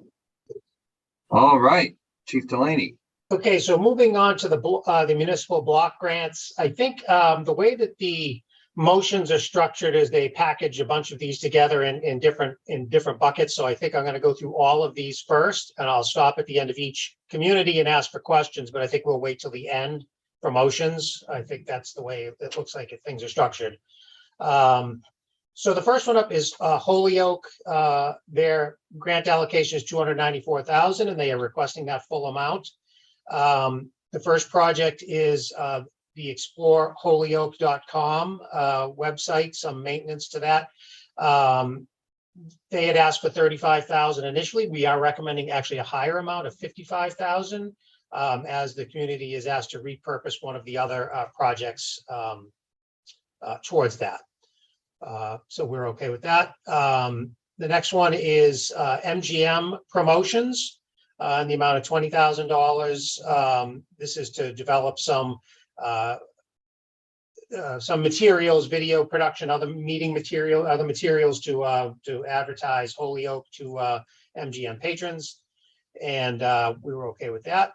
The next one is the MGM shuttle bus for $15,000. This has been a successful program that's been run for a couple of years now to shuttle patrons and employees of MGM up to Holyoke during some of their larger events, like their St. Patrick's Day Parade and some other events. We're okay with that. The next one is some public art installations in the amount of $60,000. This is working on their they have many public art installations in Holyoke, and this would increase the number of those. And we are recommending that with a couple of conditions on that. Also in the Puerto Rican Cultural District, which is a newly designated district for the community.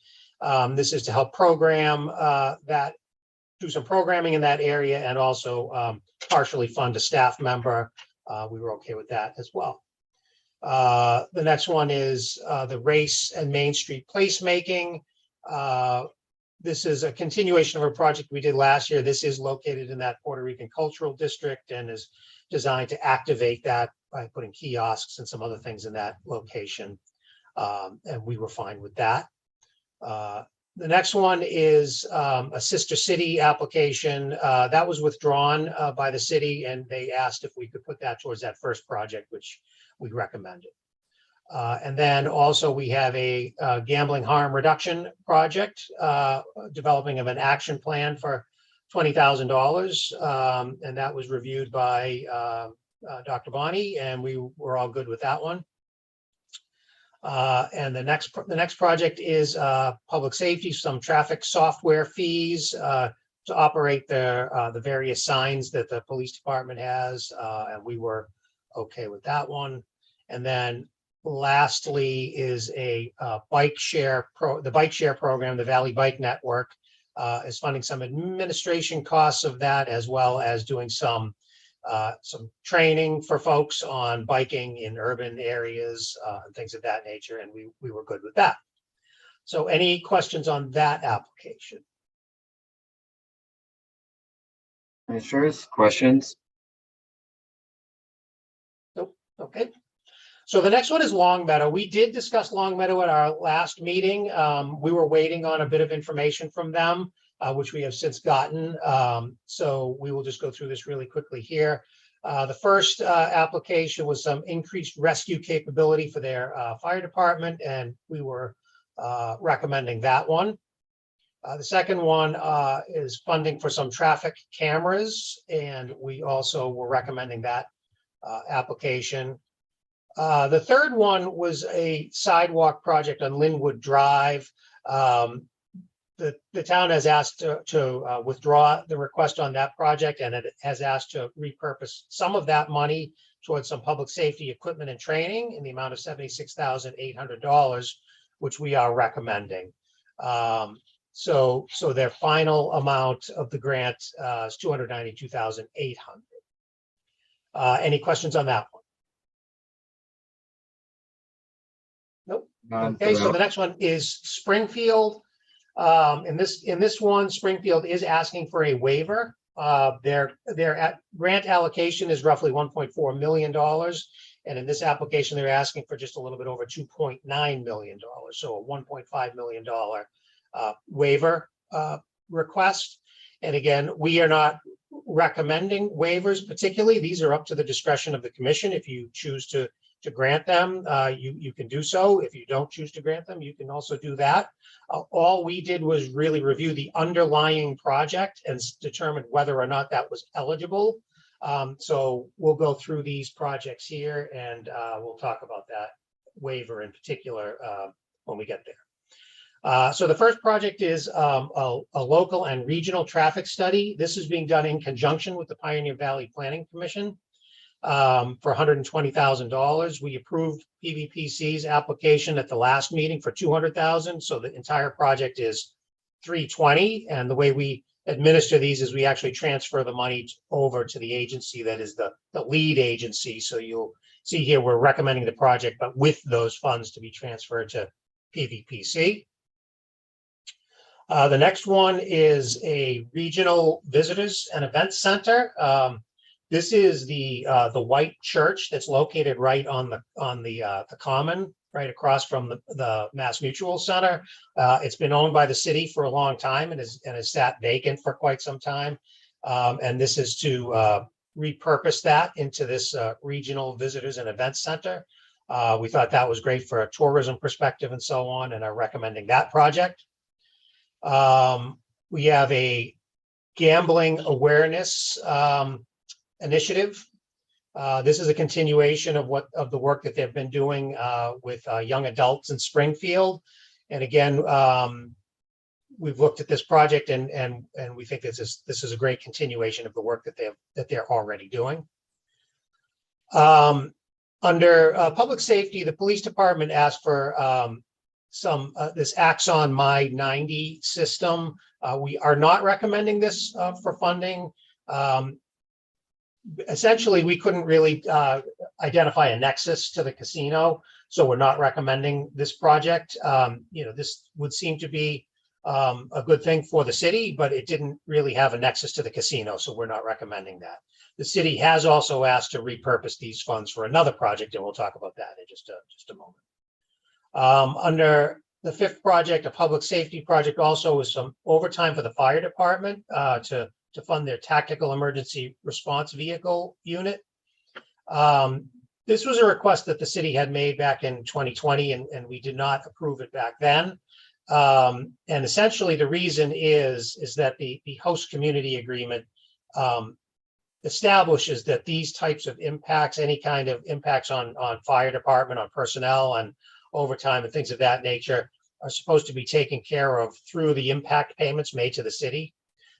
So that is the reason that we didn't recommend that. And again, the city has asked to repurpose that money, which we'll talk about in a moment. The next project is some improvements to Symphony Hall. This includes some audio visual improvements, includes restoring some interior pieces and also new curtains for the facility. We looked at this as capital improvements that would help them be more competitive in the marketplace. So we are recommending funding for that piece of the application. Project number 7, this is the waiver request, which is the downtown public realm. This is for construction of sidewalks, crosswalks, paving of streets, other things right in the downtown area directly across from MGM Springfield. And this kind of piggybacks onto the project that the city is doing for the buildings that they purchased across the street from MGM that are going to be renovated. We agree that this project is eligible. At this point, the project really isn't fully developed, so we do want to put a couple of conditions on there on some submissions that they will need to make along the way, but the project itself, we do agree is eligible.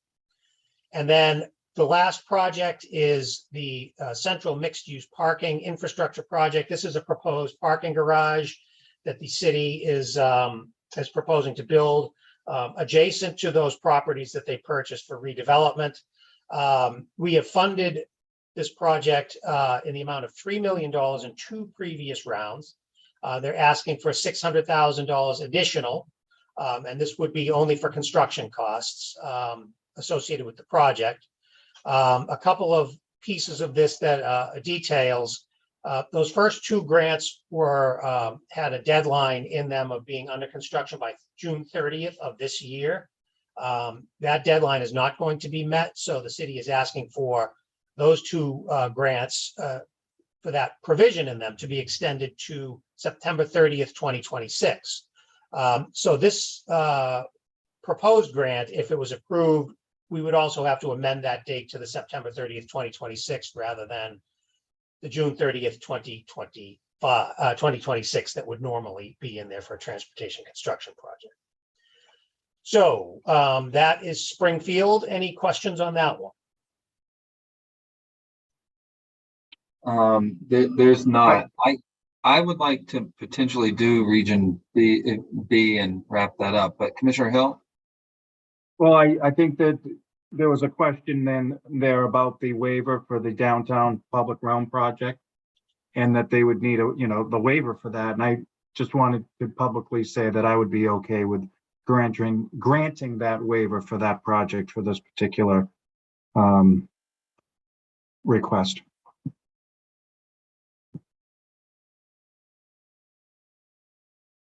All right. So is it, I know that Joe, I'm just reading this. Looks like we're going to move on. Well, I mean, you can certainly pull these three out, I guess, if you'd like. I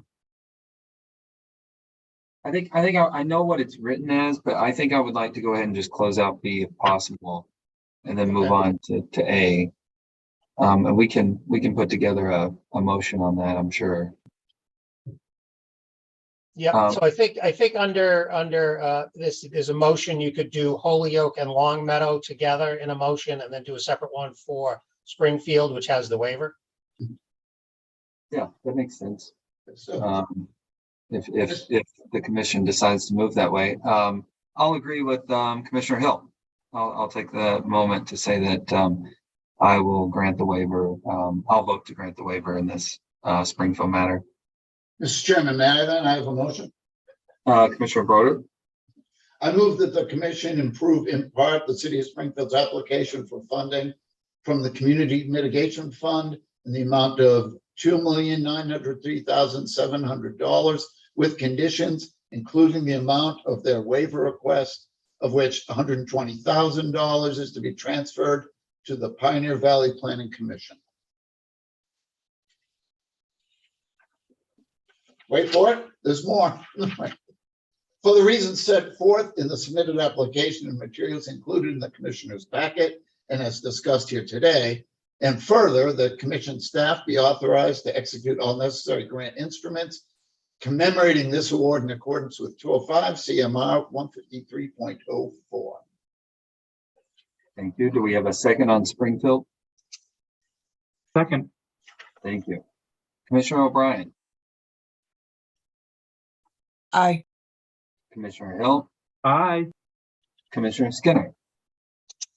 Before I take my vote, I just want to state for the record, I made comments last time we reviewed the applications for this application cycle that I feel like we are losing some of the structure that we've built into considering these applications under the current iteration of the guidelines. I support every single one of these projects, but I do think that we are getting very far afield in granting these waivers as a matter of routine. That being said, I am an aye. Thank you. Commissioner Broder? Yes. And I'll refer back to my comments from the last meeting. I think everything we're doing is under our rules, and so I will vote aye. All right, 5-0 on Springfield. Mr. Chairman. Commissioner Hill? I move that the commission approve the following applications from funding from the Community Mitigation Fund for the reasons set forth in the submitted applications and materials included in the commissioner's packet and discussed here today. And further, the commission staff be authorized to execute all necessary grant instruments commemorating these awards in accordance with 205 CMR 153.4.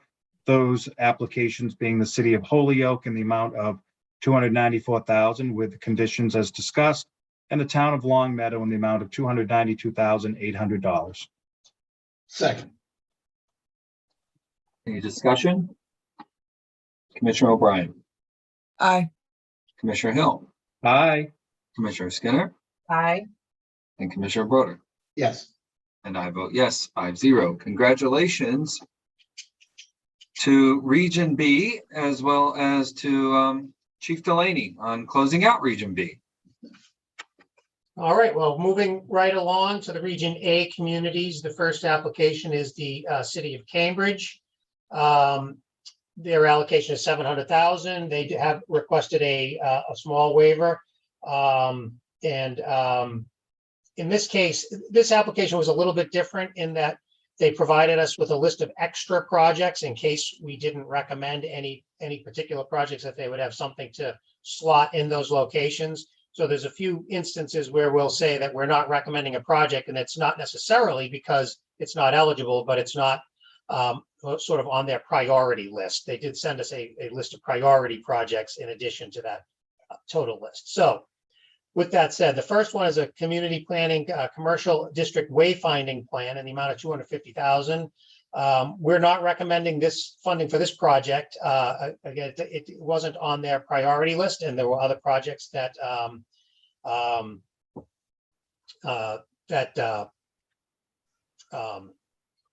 that were higher up on their priorities. So we're not recommending that. The second one, community planning special events support for commercial districts. We are recommending this project. This would support events in particularly in East Cambridge, the Taste of Cambridge, the East Cambridge Rib Fest, other things like that as a tourism thing. So we recommend that. Third project is training program for safe biking to the casino. We are recommending that project. This would help people learn how to bike safely in urban environments, which obviously Cambridge and Everett and Somerville and those places are. So we are recommending that. There's a gambling harm reduction project for the Cambridge Public Health and Arts proposal. We took a good long look at this and are recommending that. We do have a condition that we want to put on that to make sure that the Cambridge is making really intentional efforts to reach out to people experiencing gambling related harms for this program. The next project is active shooter training. Again, this is something that's an eligible project. We've funded these in many places in the past, but it is not on the city's priority list. So we are not recommending funding that project. The next one is de-escalation training. We are recommending that. That is something that we've consistently funded in any of our communities that are eligible. Next project is public safety, electric vehicle fire blankets. We have outfitted a number of communities in these with the proliferation of electric vehicles. These are becoming more important for fire departments to have those. So we're recommending that. Project number 8 was for Narcan defibrillator and CPR training. The city actually withdrew that application. And same with project number 9, some software and training. They've withdrawn that application as well. And then item number 10, tactical training. This is training. Again, we've given this to a number of communities. This helps train their paramedics and so on to work along with their police department. So we've done that funding in a number of locations, so we recommend that. And then item number 11 in there is traffic enforcement. Again, we funded this fairly routinely on the major routes to the casino that happen during peak operational hours. And we were recommending that here. And then the last project in Cambridge were for some bike lane improvements. The city gave us a couple of locations that they would like to do that on, but only one was on their priority list. So we are recommending doing the Prospect Street, Cambridge Street intersection for $150,000. So that essentially adds up to their just a little over $700,000 for all of their projects. Any questions on Cambridge? Commissioners, questions on Cambridge? Okay, All so right, the Chief. next up is the city of Chelsea, and just on this one, the city, on many of their requests, they have asked for funding for 2 years, and we write these grants for 2 years, so we're okay with that. Just something that we haven't seen typically in the past. So the first project is the Bunker Hill Enterprise Center for Entrepreneurship and Training. This is funding for over a 2-year period, and this is to help local businesses and entrepreneurs and small business owners to build their capacity, to hopefully be able to compete for business with Encore or other businesses in the area. So this is similar to something we did last year with out west with Pioneer Valley, and so we're very much in favor of that and helping small minority women owned businesses, give them a bit of a leg up. The next project is traffic patrols and equipment. Again, this is something we've funded fairly routinely, and this is along the major routes to the casino, as well as some equipment, including a signboard and some traffic barriers and a couple of license plate readers. So we are recommending that. And then their last project is their fire department. This one, they are asking for funding for a couple of new firefighter positions. This is something a little bit out of the box from what we've normally done. The city is building a new fire station over in the Beecham Street area, which is a major route to the casino. And they've purchased a fire engine. They're hiring 4 staff on their own, and they are asking us to provide assistance with 2 additional staff. And this would provide full funding for the first year of those 2 staff members, and half funding for the second year. And then after that, they would be on their own. We are in agreement with this, with the stipulation that the city hire their staff before we go and hire the additional staff, just to make sure that we're getting that sort of matching funds that we're expecting. Mr. Chairman? Any questions on Chelsea? Commissioner Hill, it sounds like. So not so much a question as maybe a statement, and I'm sure Commissioner Broder can appreciate this as a former elected official in a community. With what's going on possibly with this particular program, these funds could disappear. And they're going to be hiring a couple of new firefighters. If these dollars go away, do they understand that they would be on the hook? They do. I mean, that was their proposal. Their proposal was for full funding for year 1, half funding for year 2, and then they would be on their own. That was the understanding in the application. Okay, thank you for that clarification, because I know in the past when I was a selectman, we got some federal grants for the police department, and then they disappeared, and we ended up having to come up with those dollars, and it wasn't an easy exercise to do. We ultimately did it, but it was difficult. So just wanted to red flag it. Sounds like you did, and it sounds like they're well aware of it and have a plan. So thank you for the clarification. Thank you, Mr. Chairman. Thank you, Commissioner Hill. And to Commissioner O'Brien's question earlier, we hear this reiterated. It's just a fact for all these applications that the money may not be there. Okay, so moving on, the next application is Everett. So their total allocation is 2.86 million. They did request a waiver. When we went through the calculations in their application, we determined that they didn't need as much of a waiver as they requested. So you'll see that the recommended amounts are either the 2,862,000 or 2,913,500, which is lower than what they had originally requested, but based on our determination, that's what they need. So with that said, first project is high-rise fire training in the amount of $150,000. Obviously, the Encore facility is the highest rise building in Everett, and the police and the fire department certainly needs specialized training in those areas, so we're recommending that. In public safety, this is for some video cameras and police radios. we're fine with the police radios.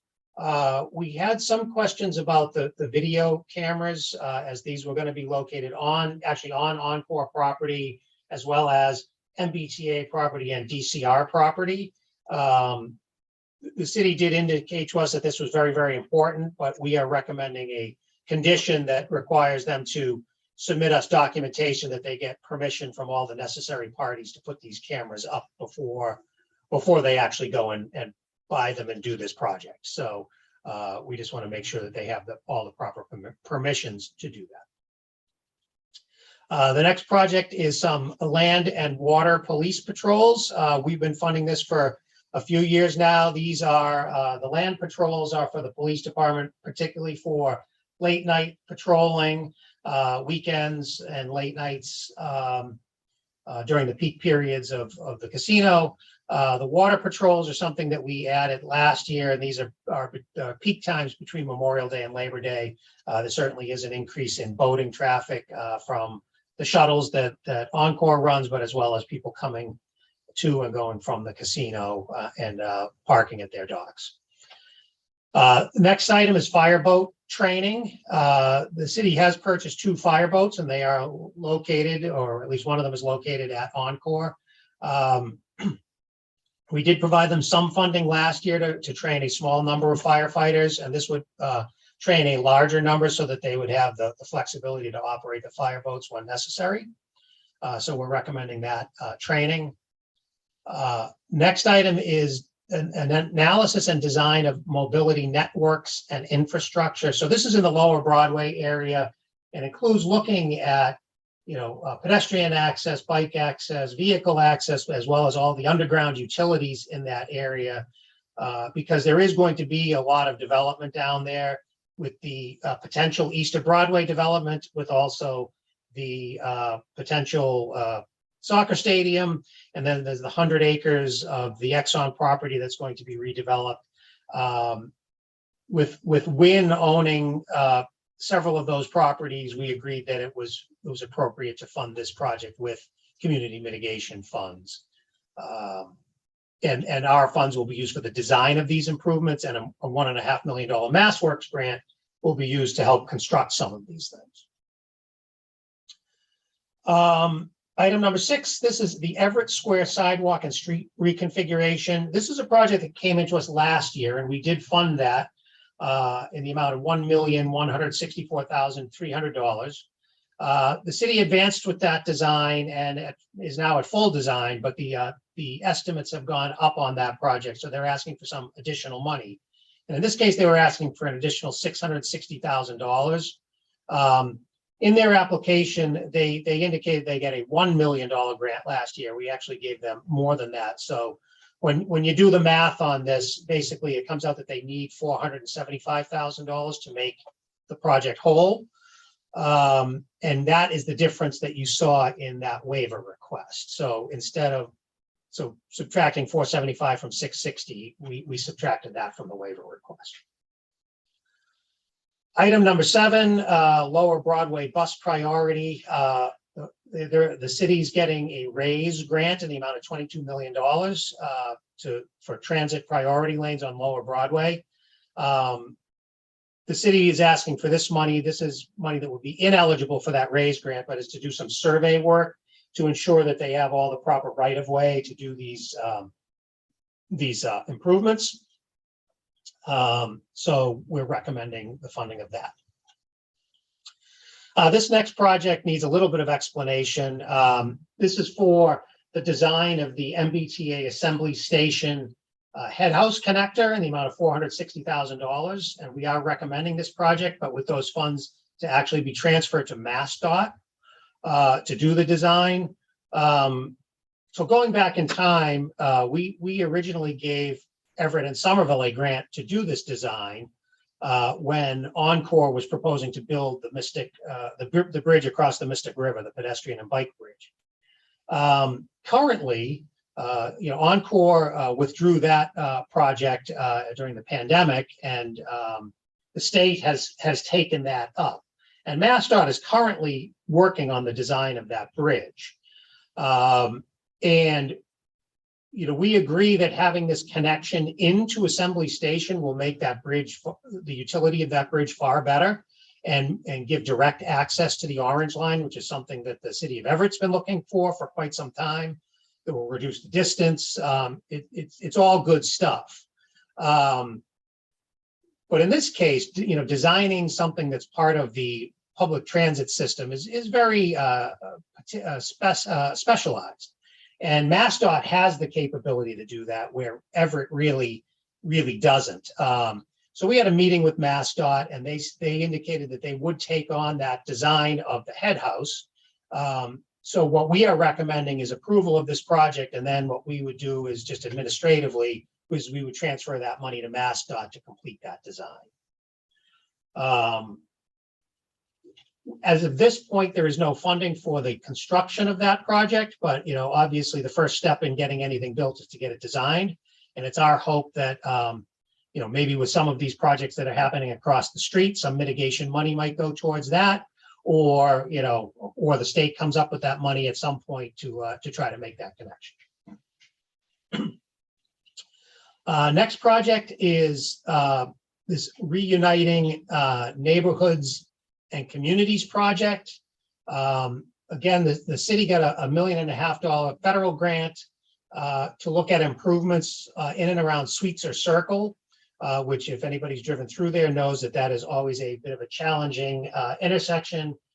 These would be the matching funds required for that grant. And any improvements that are made in Sweetser Circle will definitely have impacts on Lower Broadway by improving traffic on Lower Broadway, which should help, ease congestion and help access to the casino. So we are recommending that. So that is the Everett application. Any particular questions on that one? Any questions on Everett? Okay, so the next application is the City of Lynn. Their allocation is $200,000. They're requesting $2,000, and we're recommending $200,000. However, the review team is not recommending one of the projects, but is also recommending that those funds be repurposed to a different project. And we'll talk about that in just a minute. But the first project is wayfinding. The city asked for $85,000, and we're actually recommending the $118,800, which is repurposing the money from the other project that we're not recommending. And the city did ask that if we don't approve that project, if we would put those monies towards this project. So that is why we are recommending that. The second project is for some citation printers, 6 of them to go into some of their police department cruisers. This just makes allows them to print citations, in their cruiser. It cuts down on paperwork, allows them to do more patrolling, which is, I think ultimately what they would, rather have happening than just spending time doing paperwork. So we agreed with that. The next one is for some 15 city cameras to be placed in strategic locations. We agreed with this application. The city did send us where they would be going, and they are pretty much on the major routes to the casino. The last project of theirs is the city was asking for the purchase of 2 drones along with some training and tech support. We were not recommending this. The review team, we don't question that that drones are a vital tool, or a good tool, I should say, for police departments. They're becoming more and more common. Our issue was really the distance from the casino. The city indicated that they wanted to use this to patrol the Northern Strand Trail, which they cited several, robberies and other things that had happened on there. So we certainly agree that that would be a good tool for that. But, the Northern Strand runs through Lynn, and it extends anywhere from 9 miles right at the border up to about 11, 12, 13 miles to the end of Lynn. And, we were questioning really how much casino-related traffic would be using the bike path. And also they wanted to use this for human trafficking enforcement. And again, we were just questioning the distance from the casino and whether or not any human trafficking that might be happening in the city of Lynn was really due to anything that was going on at the casino. the city gave us information indicating that they felt that there was a nexus, but we didn't really have any hard documentation that demonstrated that. So that's why we weren't recommending it. We didn't really see that nexus. However, in this case, the city did particularly request that we come into the commission and they're really essentially asking the commission to approve this thing. In your documents, there's a quote from the city on why they think this is important. As I said, we certainly don't deny that drones are a useful tool for the police department. It was just that we weren't really seeing the nexus. And if the commission wanted to approve this thing, they certainly could do that. That is part of the commission's broad authority to do so. So with that, any questions on the Lynn application? Mr. Chairman. I saw Commissioner Hill, if I may, Commissioner Skinner did have her mic off or pretty early. Commissioner Hill? No, of course, Commissioner Skinner. No, Commissioner Hill was before me. Oh, okay. We were in the same 2x2, so I know what he's going to say. And so I'll just supplement.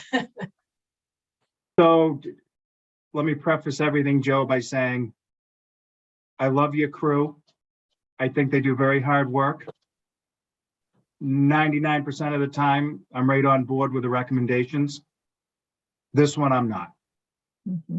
And I made that known to you yesterday, so I'm not throwing anything at you that you're not aware of. I feel very strongly that we should be giving them these drones. Anytime any town or community comes before us and says they're having an issue with human trafficking, I think we really need to take a hard look at it.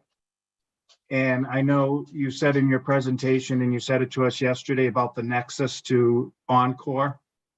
And I feel that when it comes to human trafficking, it could be miles and miles and miles away, and it still could be affected by Encore. Some of the arrests that I've seen, when Boston does a sweep, I look at the locations of where these folks are coming from, and they come as far away as New Hampshire, Maine, Rhode Island. Human traffic knows no address. And I believe that a hop, skip, and a jump from Encore to Lynn in this particular instance. And if the Lynn police feel strongly enough that they need this information,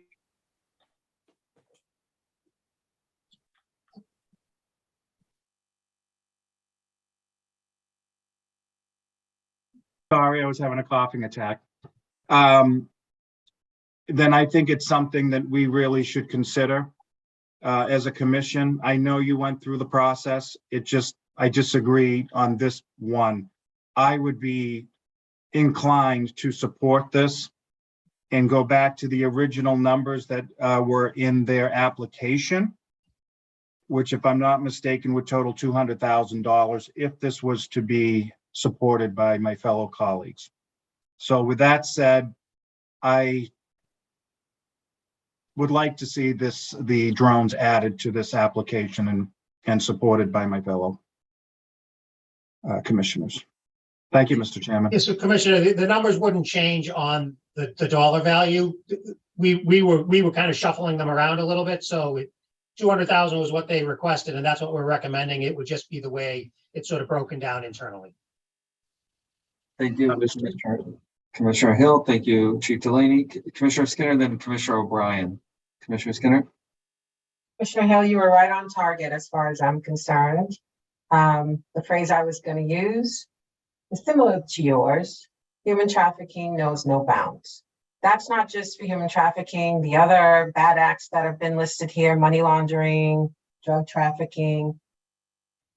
I don't want to, put too much emphasis on the committee's determination that there isn't a nexus to the casino, because as far as I have seen, even in some of the projects that have been put before us today, there is more of a nexus, in my opinion, on this particular item, again, than a few of the other projects that we've seen. So I don't, think that this is one that we should be emphasizing the nexus. The other piece of this, which I already spoke to, is the distance. I'm not concerned about how far away Lynn is to the casino. I think it's relevant. I think the city is moving in the right direction in trying to obtain this equipment, and happy to be a part of making that happen for the community.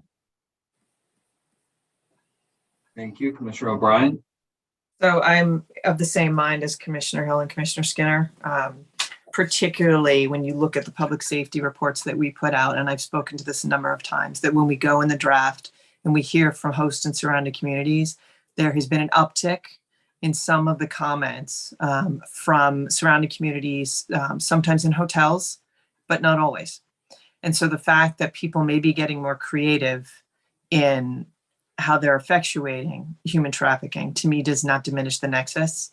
I hesitated in Hamden. I think that the nexus there is tenuous at best, but there to some extent. And I feel the same about this. Then I agree with Commissioner Skinner that in my view, this nexus is stronger than in the Hamden Sheriff's request. I think it is timely. I also think, given what we are focusing on as a commission in terms of the research agenda and trying to put eyes on this and to see if we can be impactful, that to me, this is appropriate. I do find nexus, and I think the money that is there is still there, and it's not going to be impacting anybody else's request for grant. And so I would be in favor of it. And again, this is no disrespect to the team that spends hours going through this and makes decisions on what's in front of them at the time, but also based on my training and experience, not only as a prosecutor in past, but also sitting on the public safety report outreach and the meetings that we have in the surrounding communities. I would want this approved. Commissioner O'Brien, we take no offense. Commissioner O'Brien, Commissioner Broder. Given, I think if we are done with the discussion around Lynn, I do favor adding this back in. Perhaps now is the right time for a motion, though I don't, pursuant to Lynn while it's fresh in everyone's mind, though I don't have the language in front of me. I'm always happy to entertain motions. I can't think that I don't think I've ever turned a motion down in the year and 3 months. 4 more years. I have the language in front of me. I can make the motion. Yeah, I'll just say that the entire commission agrees across the board. I mean, I would go one step further and say I see the nexus in most of these, if not all. We appreciate the hard work, but at the end of the day, when you go to the statute, you read the statute, the commission is ultimately on the hook for any of these decisions. So, as many subcommittees as we got, it's our decision. We own the decision. And so I support it. Commissioner Skinner?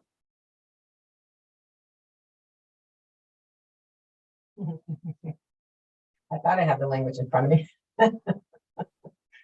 Bear with me just a sec.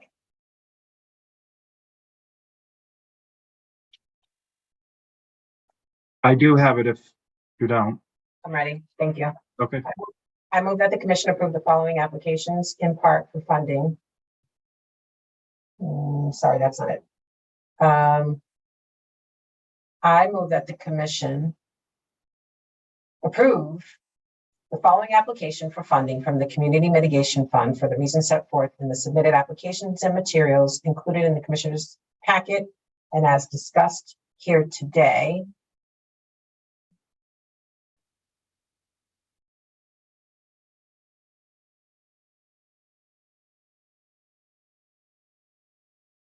And further, that the commission staff be authorized to execute all necessary grant instruments commemorating this award in accordance with 205 CMR 153.04. City of Lynn in the amount of $200,000 as discussed here for the projects discussed here today, including item number 4 under public safety, the drone unmanned aerial vehicle UAV, which has a requested amount of $33,800. We have a second. Second. Thank you, Commissioner O'Brien. Commissioner O'Brien, Aye. Commissioner Hill, Aye. Commissioner Skinner, Aye. Commissioner Broder, Yes. and I vote yes, 5-0. Okay, so our next application is the city of Malden. Their allocation is 882,800. We're recommending, they requested a little bit less than that, 881,400. So the first project is a comprehensive plan for Malden. This is partial funding for the entire project that they're doing. And the part that we're funding is focusing on casino-related impacts. So we're recommending funding for that. The second one is a tourism initiative. They call it the Gaming and Gourmet Tourism Initiative. This is to help focus on some of their gaming activities. They have an escape room and some pool rooms and some other arcades and things of that nature, as well as a bunch of restaurants that they're trying to promote. So we were good with that. The third item was for a snowplow for the Northern Strand Bike Path. We are not recommending this part of the project, and the reason is that the city already plows the bike path. They just use a contractor for doing that. So this isn't a new project particularly. This is just, again, goes down to the supplementing versus supplanting. This is really just supplanting municipal funds that they have historically spent.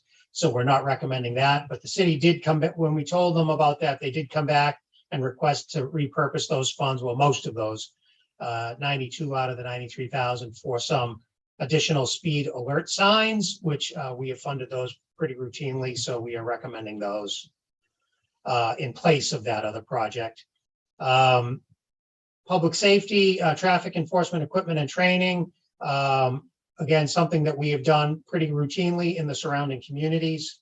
So we are recommending that as well. This does include some additional equipment. So we are in favor of that. This also just does training, particular training on driver impairment, which is something that we haven't seen before, which we think is certainly appropriate for the community to be doing. The next one are some safety improvements on Main Street. This is a transportation construction project. This is based on a study that they had done earlier with community mitigation funds. So this is for the implementation of that, and we recommend that. Any questions on that application? Mr. Chairman, Commissioner Hill, I would ask that the commission indulge me and possibly support me in recommending, and I'm just going, I have screens everywhere, so bear with me as I go back and forth to the screens. So the staff did not recommend the snowplow for the bike path. I am leaning toward recommending the snowplow for the bike path instead of the speed alert signs. Again, as a former official of a community, what they're trying to do is do this in-house instead of contracting it out, which can be a lot less expensive for the community to be able to do it themselves. But more importantly, these bike paths that are popping up around these cities are a major thoroughfare now, and in some cases can be not so safe.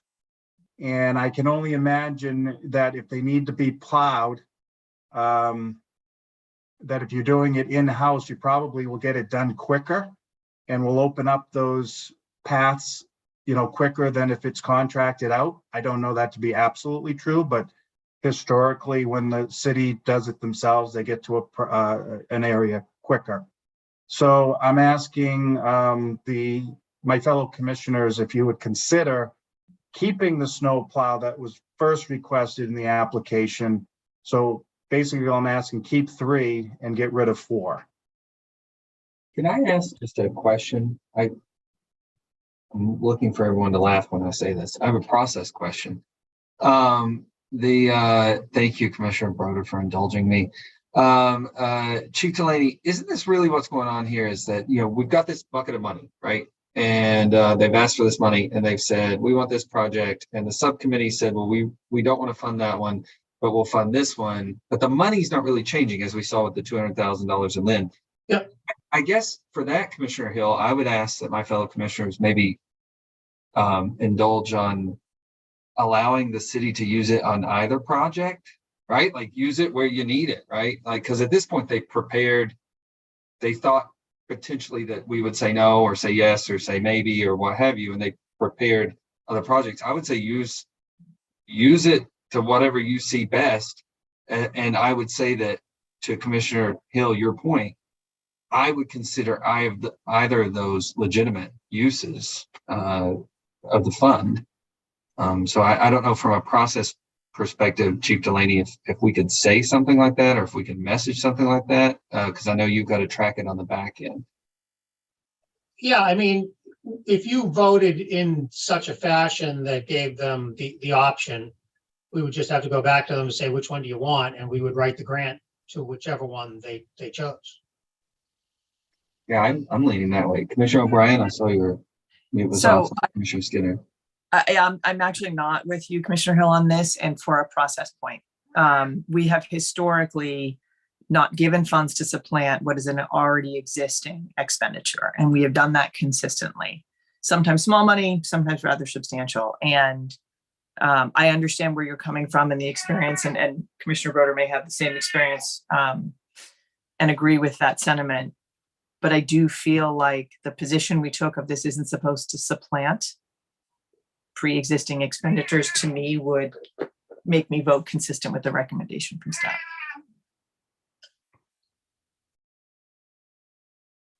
Mr. Chairman, Commissioner Skinner. I'm aligned with Commissioner O'Brien here. Commissioner Hill, this is where I will have to disagree with you. And you know this, we chatted about it yesterday during our 2x2.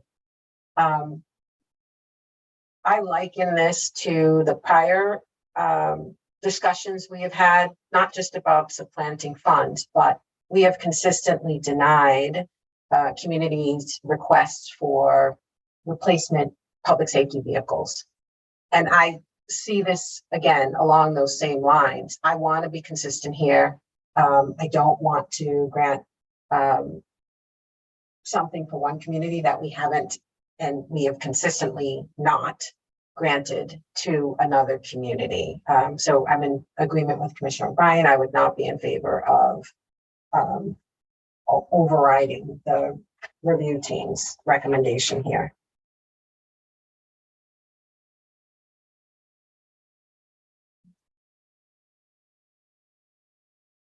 Commissioner Broder.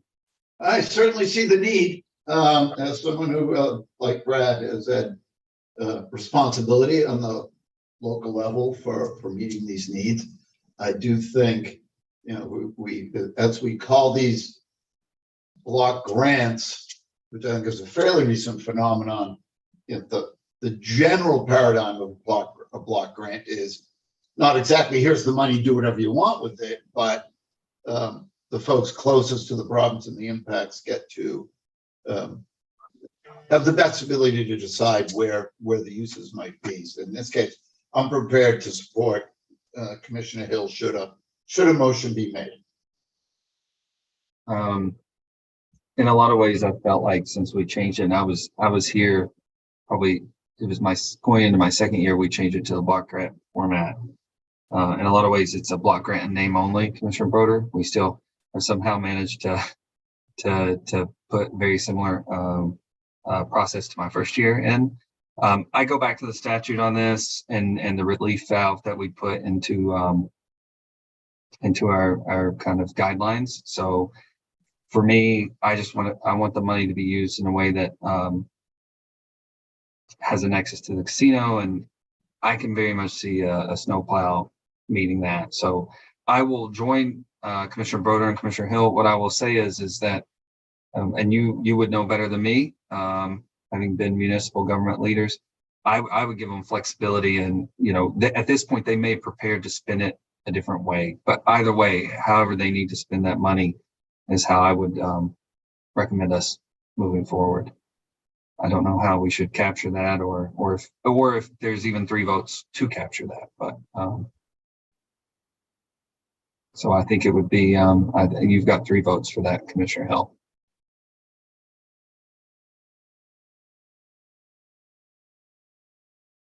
Why don't we move on to the next project and let me think about this, please. That works with me. Chief Delaney. Okay, so the next one up is the city of Medford. They requested basically their full allocation.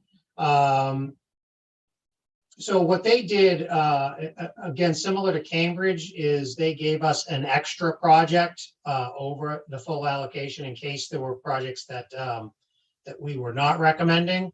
And there are, in fact, a couple of projects that we are not recommending. And this replacement project adds up to just about the same amount of money as those 2 projects. So we are recommending that one. But let me just walk through these individually. The first one is gambling harm reduction, doing some strategies. We are recommending that. That's a continuation of work that they started last year. So we're good with that one. The next item is what the city's calling an emergency services unit. It's kind of like a rolling command center. We are not recommending funding for this particular project. We don't argue that this might be something that the city would find very useful. But again, we were not really able to connect this to an impact from the casino. The city did give us a few scenarios of things where it could be used, and incidents that have happened in the past where it would be of utility. None of those were directly related to the casino in any way, and again, we didn't really see the nexus to the casino, so that is why we are not recommending that particular project. The next item is emergency vehicle operator course. We have not seen this particular training come in before, but we thought that this was a good idea for the police department to improve their driving skills and so on. So we are recommending that project. The next item is, again, public safety, tactical communication and leadership training. This is really essentially de-escalation training, just under a different name, which we have consistently recommended. The next item deals with administrative costs, which are eligible. And then item number 6 was for repainting of the interior of the Chevalier Theater. We are not recommending funding for that. Essentially, the review team looked at this particular project and felt that it was really a maintenance project rather than a capital project. And we didn't see, or the city wasn't really able to make an argument that this would make their facility more competitive against Encore, which is really, that's sort of the standard that we've used for funding things of this nature, is that the competitiveness of the facility would be improved, to help attract entertainment dollars. So we didn't see that in particular. Item number 7 is Salem Street pedestrian safety and sidewalk improvements. This is a design project, again, for pedestrian, bicycle, vehicular safety. This is something, it's on a road that carries the requisite amount of casino traffic, so we are recommending that. And then this last project is Salem Street pedestrian safety and sidewalk improvements. These would be the construction portion of the design project above of item number 7. This is the extra project that they added in. So in this case, we are recommending this project. It's eligible. It's a transportation construction project. We will want to see what the final cost estimates are and so on before we do a final sign off on it. So we are asking for that with conditions, but we are recommending that project as well. So that is the end of that one. Any questions or comments on that particular project? Mr. Chairman? Mr. Broder. So I have a comment. I support the investment in the Chevalier. Part of what the legislature talked about when they enacted the statute was making sure that we continue to make sure our arts and culture, our existing arts and cultural facilities were viable and competitive. And for buildings of this age and this structure, a paint job is not like a paint job at your house. That's why the number is so high. And quite frankly, it is critical to the attractiveness of the facility in terms of booking acts and having folks want to come there. I think I struggle a little bit with the distinction between the Springfield investment and the Chevalier investment. I think they're both, quite frankly, the same in broad brush. I'm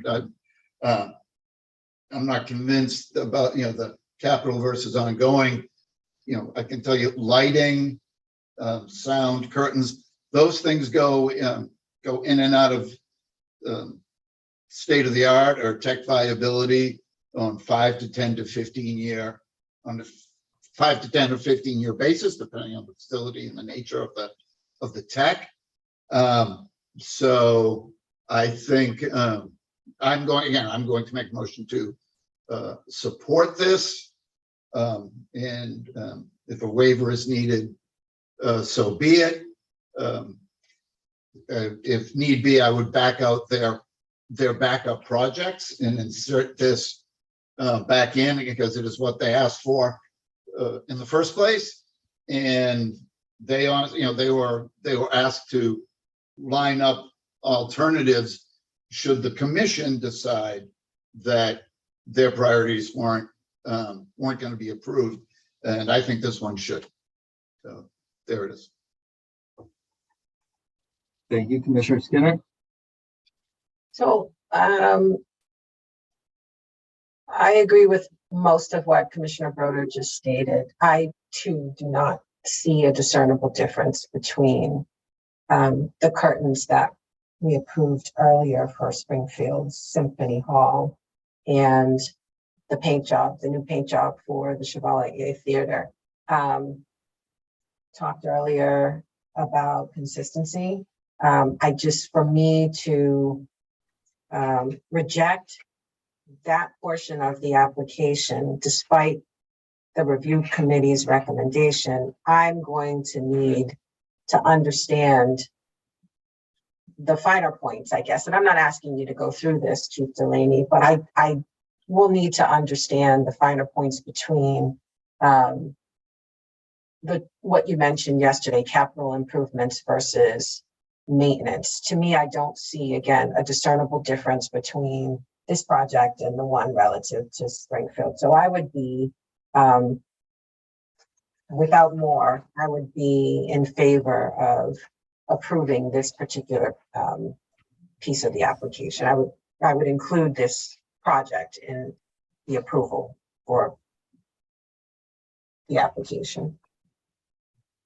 So before I turn it over to Chief Delaney, thank you, Commissioner Skinner. I would go one step further and say, I kind of struggled with this in my mind last year when we talked about the lights. We ended up funding the lights. And I know that that's not necessarily, that we had kind of went out there a little bit on that. So I would put it not only to these projects we're comparing them to, I compare it to what we did at the Chevalier last year.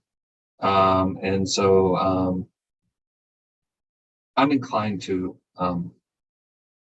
agree with Commissioner Broder on this one, but Chief Delaney, and then commissioners, if you have anything to ask. Well, I think, we were, as a review team, we were, with the Springfield project, we were kind of right on that edge of saying, do we want to approve this or not? And what we looked at was, what we did last year with Chevalier was we said with the improvements to the lighting and the signage and other things that would help make that facility more competitive in the environment. By doing a couple of things, you make it more visible for patrons. And then secondly, you make improvements to the interior of the facility that makes it more desirable for for the performing acts to come there. If you have a state-of-the-art facility, that would do that. Some of the things that Springfield proposed they were proposing also lighting and sound improvements, which again would make it more attractive for acts to play there. But one of the things that they indicated about the curtain replacement was that right now they cannot black out the stage so that they can't do daytime performances there. So that was one of the things where we said that they would be able to do more shows in that facility, which would make them more competitive in the environment. What we saw with a paint job was we didn't see really anything that makes this facility more competitive. You know, that the city also does get $100,000 a year on their surrounding community agreement, particularly for the Chevalier Theater. Apparently a paint job was not a priority for them with those funds. But that was the difference, was essentially we were looking at, do these improvements help the facility become more competitive for entertainment dollars? And we came down with yes on one and no on the other. I mean, both, you know, it was kind of a fine line.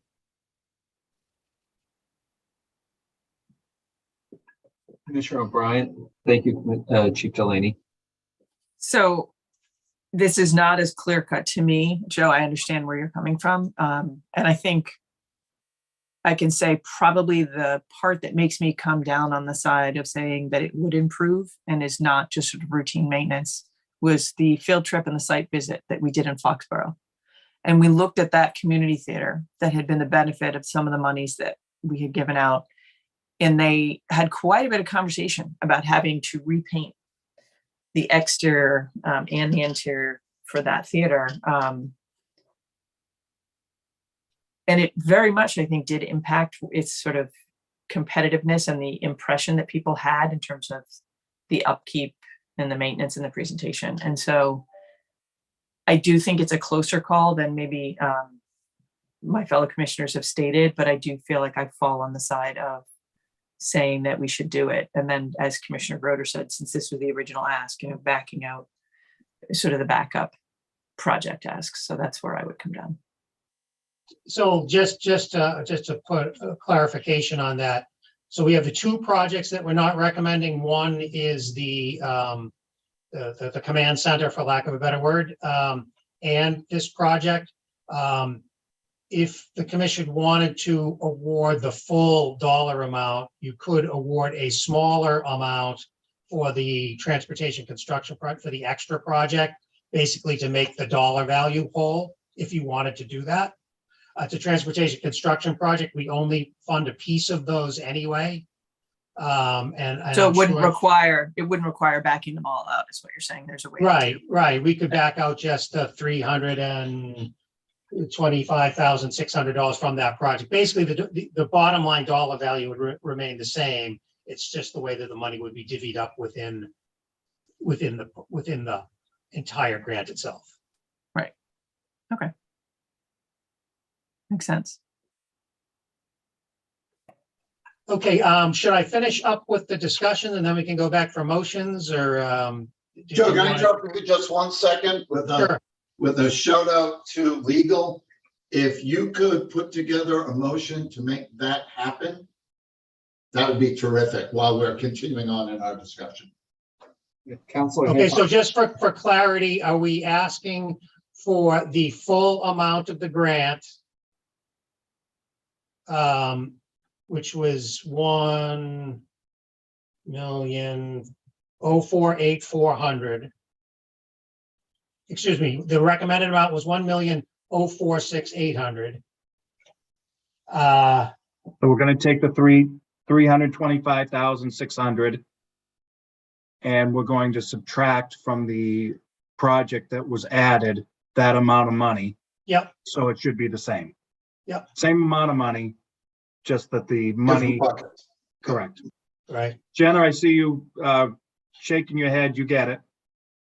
I do. Thank you very much. I will work on that in the background. Thank you. All right, so why don't I move on while that is getting drafted, and we can finish the discussions on our other grants. So Melrose, City of Melrose, allocation's 200,000. We're recommending 166.8. The first one is a pop-up shopping experience. This we funded last year. It has by all accounts been very successful and helping draw people to Melrose. We felt that that was a good application. We have a gambling harm reduction grant for 96.2, and this is the next phase of a grant that was started last year. So we're good with that one.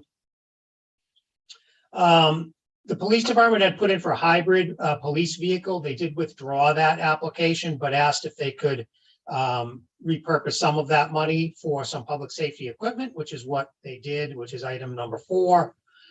So that's 43,600. And they also asked to repurpose a little bit.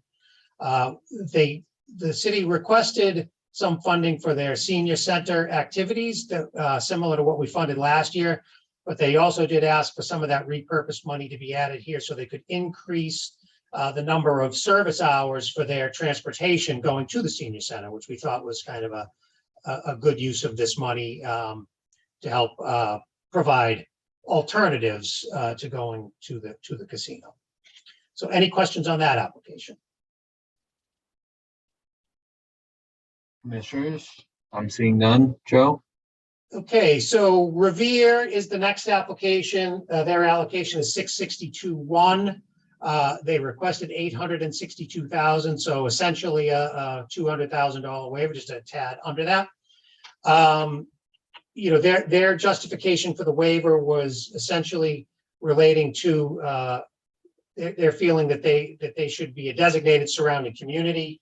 As I explained in our memo, this is not the avenue for becoming a surrounding community, and I think we've already reached out to Revere with a letter to that effect.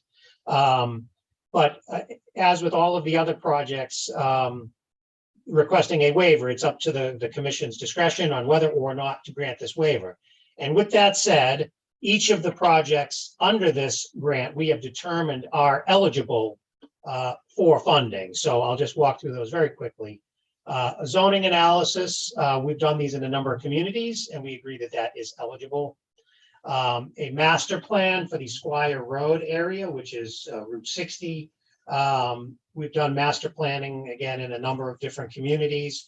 They're hoping that this will help them attract some of the patrons and employees to Revere if that area is redeveloped appropriately.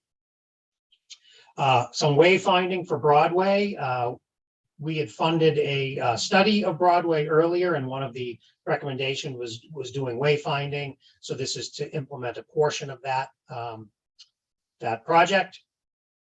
And then gambling harm reduction project. This is a continuation of what the city started last year. And we're good with that. Automatic external defibrillators. We've provided those to a number of communities as well, and we are okay with that. And then Revere Beach Connector. We provided some planning money last year to look at some options for that. And this is to connect essentially Revere Beach over to the Northern Strand ultimately. And this would get that project, would select a preferred alternative and advance that preferred alternative to 25% design. And then seventh project is a Revere bypass traffic study. This is around Copeland Circle. The city believes that a lot of traffic is funneled off of there to get to the casino, going through alternative routes, from Waze and other things. This study would try to quantify that, and we were good with that. And then lastly was just the administrative funding, project administration, which is eligible. Questions on that one? No questions, commissioners? Okay, so the last application for today, Somerville, their grant amount is 1.1 million. They've requested the full amount. The first project is a small business commercial district ad campaign. We really like this. The city is going to promote the small businesses in East Somerville, and one of the things that they want to do is buy advertising time on the buses that go from there past Encore, and presumably take some of the patrons and some employees there. So we thought that was a great effort to promote their local businesses. So we were good with that. The next one was traffic enforcement patrols, similar to what we've done in a number of other communities. This targets the main routes to the casinos as well as the peak traffic hours of the casino operation. So we're good with that. And then the last project of theirs is the Union Square Plaza and streetscape design. This is for, as it says, this redesign of the Union Square Plaza. There are some main routes that come into Somerville from the casino that impact this area. This is a very large project. It's about a $15 million project, construction project ultimately. So these funds would advance the project from 25% design and get it. We won't get it quite to 100% design. The city will be inputting their own funds for that. But even though it appears to be a large grant, it's for a very large project. So sort of leveraging our funds for a much larger project. And any comments on that one? Commissioners? All And right. that is everything for today on our 2026 applications. All right.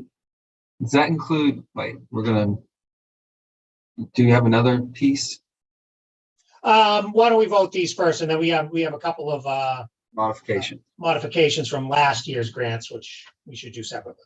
All right, I'm just trying to, Joe, the only reason I'm asking, I'm trying to figure out when to take a beat. Because I know that it's a longer meeting today and we may actually need a lunch at some point. But that said, do we have motions or series of motions to deal with the grant instruments themselves? I think I have a motion, but I would ask to be taken down if I'm wrong. Does that make sense? I think Chelsea, Melrose, and Somerville are good to go. Yep. Right. All right. So I move that the commission approve the following applications for funding from the Community Mitigation Fund for the reasons set forth in the submitted applications and materials included in the commissioner's packet and as discussed here today, and further that commission staff be authorized to execute all necessary grant instruments commemorating these awards in accordance with 205 CMR 153.04. The city of Chelsea in the amount of $1,027,000 with conditions as discussed. City of Melrose in the amount of $166,800, and City of Somerville in the amount of $1,110,000. Second. Thank you. Councilor Hintoff, I'm looking at you. All right. Commissioner O'Brien. Aye. Commissioner Hill. Aye. Commissioner Skinner. Aye. Commissioner Broder. Yes. And I vote yes, 5-0. Mr. Chairman, Commissioner Hill. so let me preface this by saying that this is the motion that I'm making for the city of Malden to add the snow plow. So let me be clear that that's what I'm trying to do here in this motion. Jenna, help me if I mess up. Mr. Chairman, I move that the commission approve the application for the city of Malden for the amount of $882,800 for funding from the Community Mitigation Fund for the reasons set forth in the submitted application. That includes the requested numbers 1, 2, 3, 5, and 6 of said application and materials included in the commissioner's packet and is discussed here today. And further, that commission staff be authorized to execute all necessary grant instruments commemorating these awards in accordance with 205 CMR 153.04. Second. Thank you. Commissioner O'Brien, Nay. Commissioner Hill, Aye. Commissioner Skinner.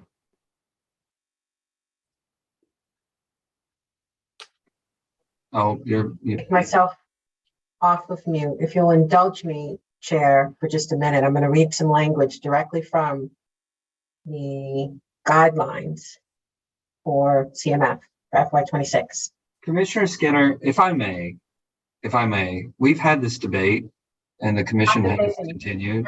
This is part of my commentary before I take my vote. I just want to make sure that we keep it to the motion. All right. 1.2 is the section. It's entitled Ineligible Expenses for All Grants. It reads, the CMF will not fund the mitigation of impacts already being addressed by a host or surrounding community agreement. All applications must demonstrate that CMF funds will supplement and not supplant historical operations funding. Based on this language, I am a nay relative to the motion that's been brought forward. Thank you, Commissioner Skinner. Commissioner Broder. Yes. And I vote yes, 3-2.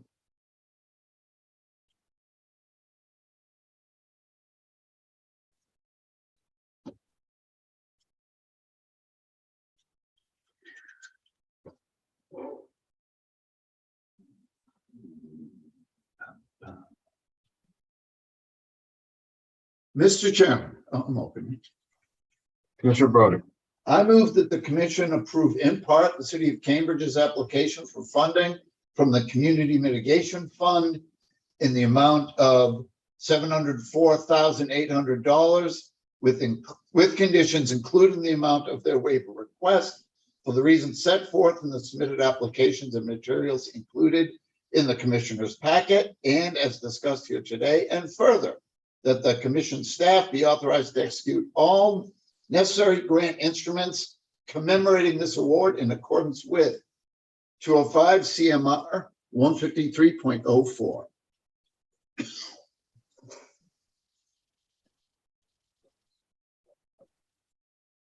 Second. Thank you, Commissioner O'Brien. Commissioner O'Brien. Aye. Commissioner Hill. Aye. Commissioner Skinner. Aye. Commissioner Broder. Yes. And I vote yes, 5-0. Joe, I believe we have to do Everett. Yep. I'm marking them off as I go. That's so mine. Mr. Chairman, Commissioner Hill. I move that the commission approve in part the city of Everett's application for funding from the Community Mitigation Fund in the amount of $2,913 and $913,500 with conditions, including the amount of their waiver request, and of which $460,000 is to be transferred to the Massachusetts Department of Transportation for the reasons set forth in the submitted application and materials included in the commissioner's packet and as discussed here today. And further, that the commission staff be authorized to execute all necessary grant instruments commemorating this award in accordance with 205 CMR 153.04. Second. Thank you. Commissioner O'Brien. Aye. Commissioner Hill. Aye. Commissioner Skinner. Aye. And Commissioner Broder. Yes. All right. I vote yes. We almost got you to say aye. That was close. You were like, yeah, yes. When Commissioner Broder started, I had to pull out Robert's rules and go to Dean and see if I was missing something all these years. And we figured out there is a difference and only a mayor would know it.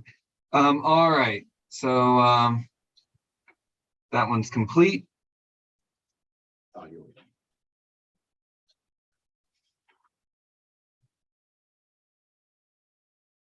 Looks like we have a few. Yeah, okay, Mr. Chairman. How about Lynn? I move that the commission approve the following application. Lynn was already voted. We did, Lynn. Yep, that was I done. think we have Revere, Yep. And I believe we And just Medford. had Revere and Medford, I think. Medford is what I've got, because we Are the we only just two did, left. we did Everett, correct, just now. We just Yep. did Everett. All right, let me just do this. Let me level set. We've done Cambridge, we've done Chelsea. We've done Melrose and Somerville. Yep. Everett and Malden. That would leave Medford and Revere. And the only reason I'm doing this, Joe, is I remember, I want to say last year we forgot one and we had to come back into another meeting and do another vote. We did, yeah. I'm trying to make sure, I can't believe I remember that, but I want to make sure that we don't have to do that again this year, so. For what it's worth, Chair, I didn't have Lynn checked off. And so That was the 200,000 that we did earlier. Yeah, that I'm we just did as a one-off. stating, it might be worth triple checking because I'm trying to anyway, follow along, and I didn't have that one confirmed. We took that one out of order, right? Commissioner O'Brien, I saw you nodding. Yeah.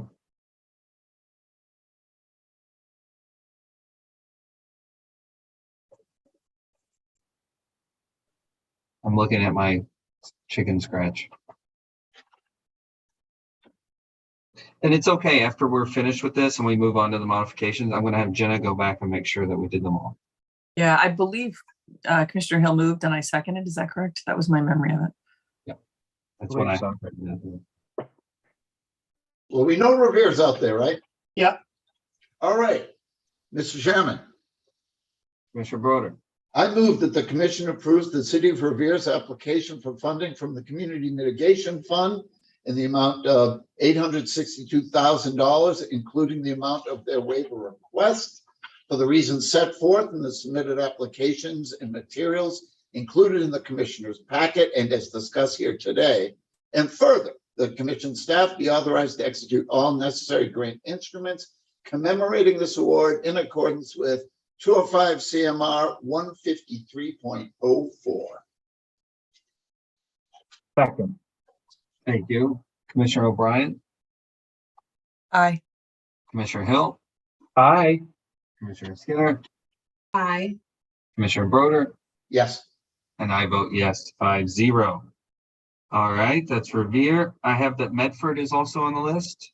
It is. It's still open. I'm going to tackle that one.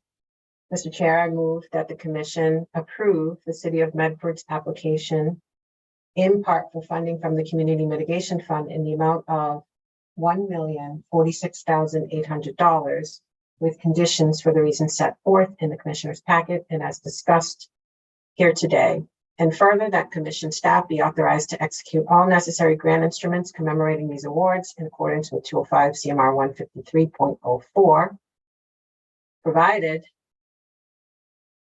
that the recommended funding for the city's transportation project be reduced to $274,400, and that this approval include $325,600 for the Chevalier Theater project.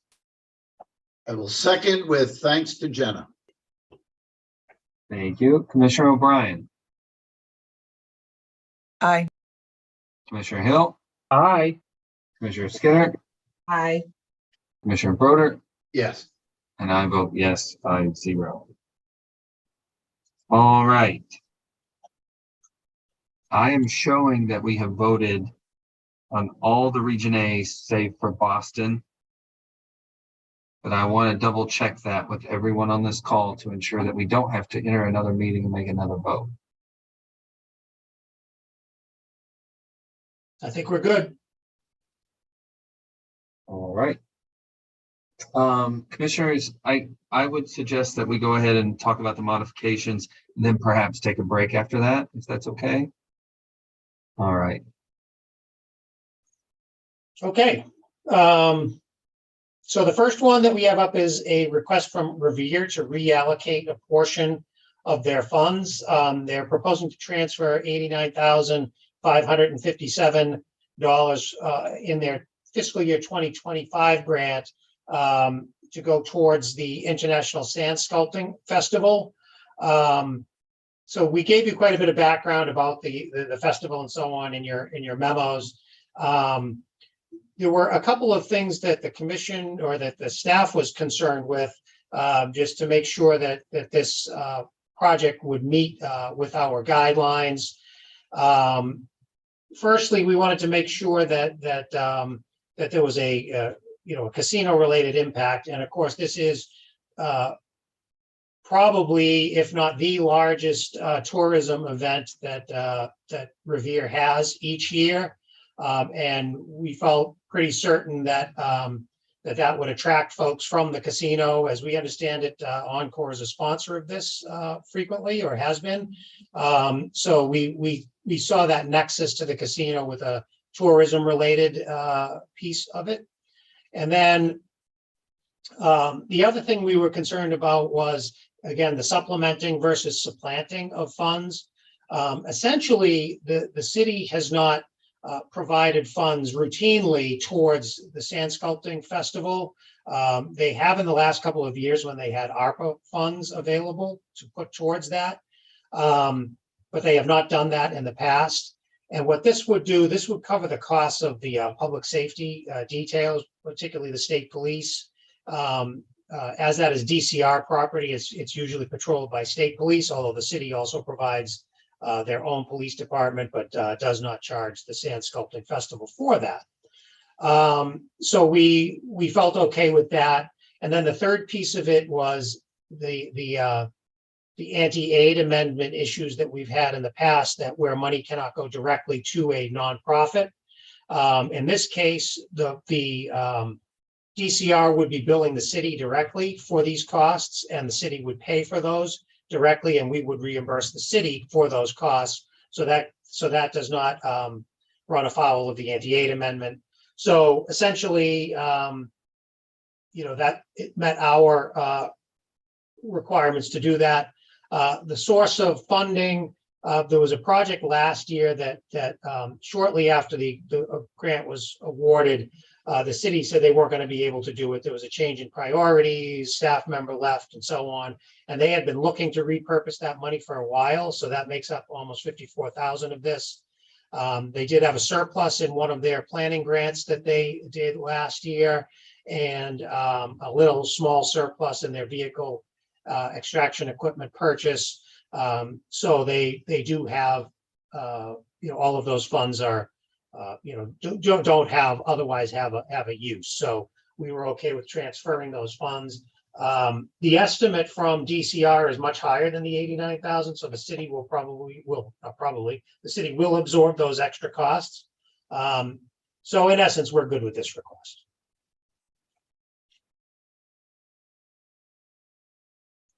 Commissioners? I want to go over there for it. That's all I'll say. I'd love to go. It's a great take if you've never been. It's a terrific event. They say they draw up to 1 million people over there. It's like over 4 days, and it's really quite. I've been there a couple of times. It's really quite good. I'm not supporting this because I've been to it in the past, right?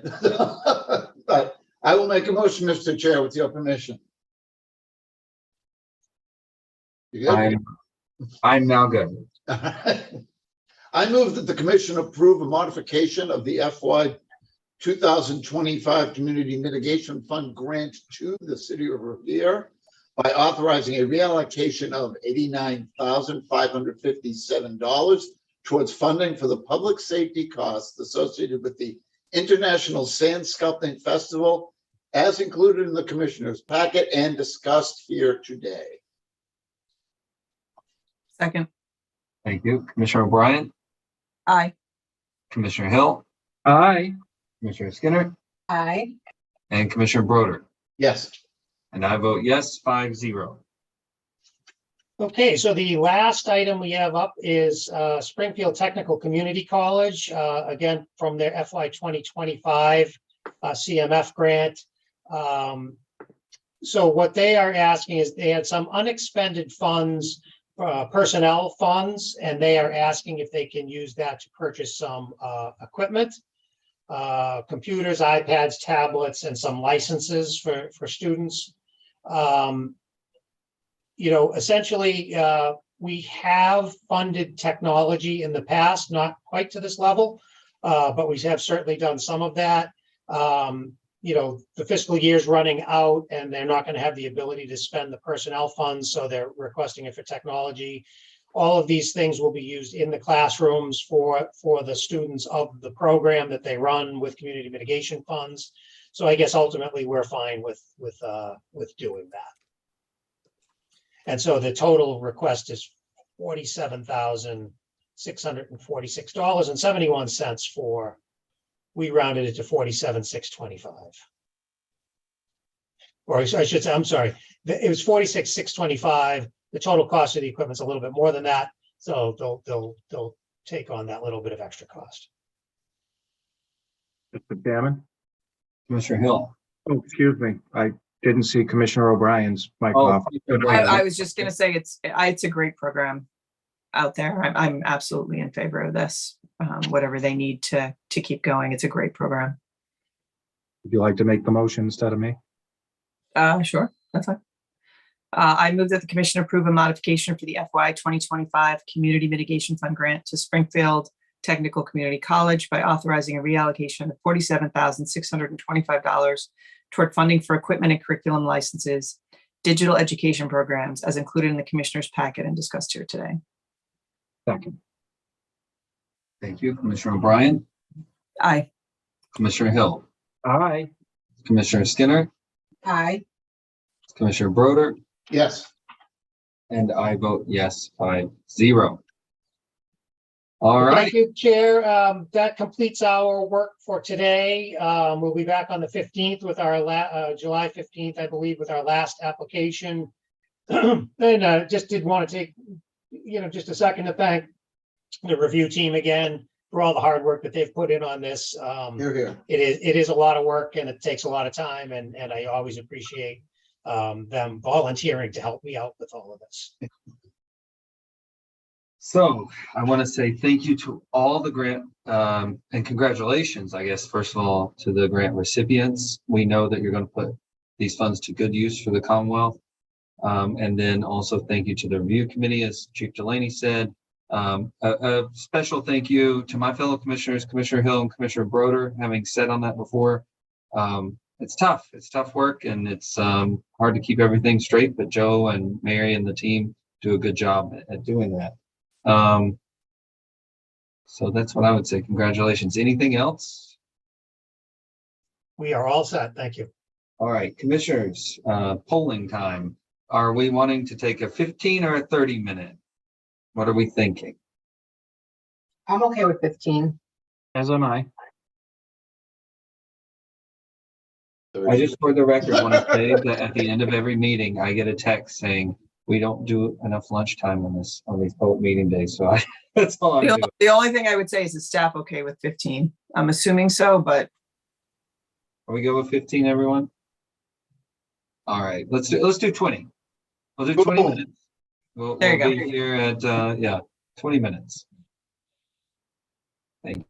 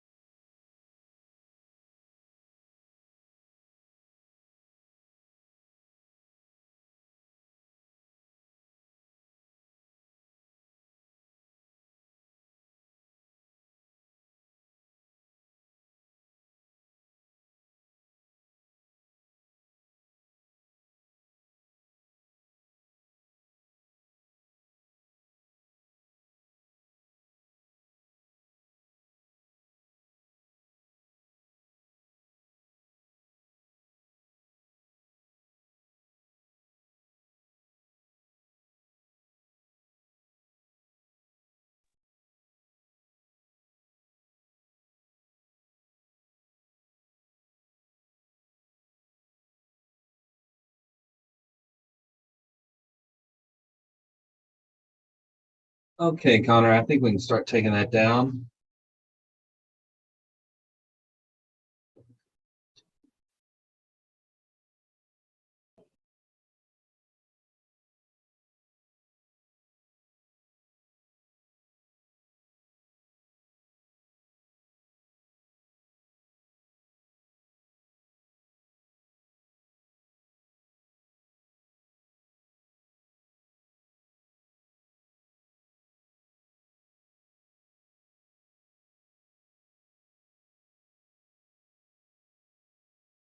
All right. I know Commissioner Broder's in his office.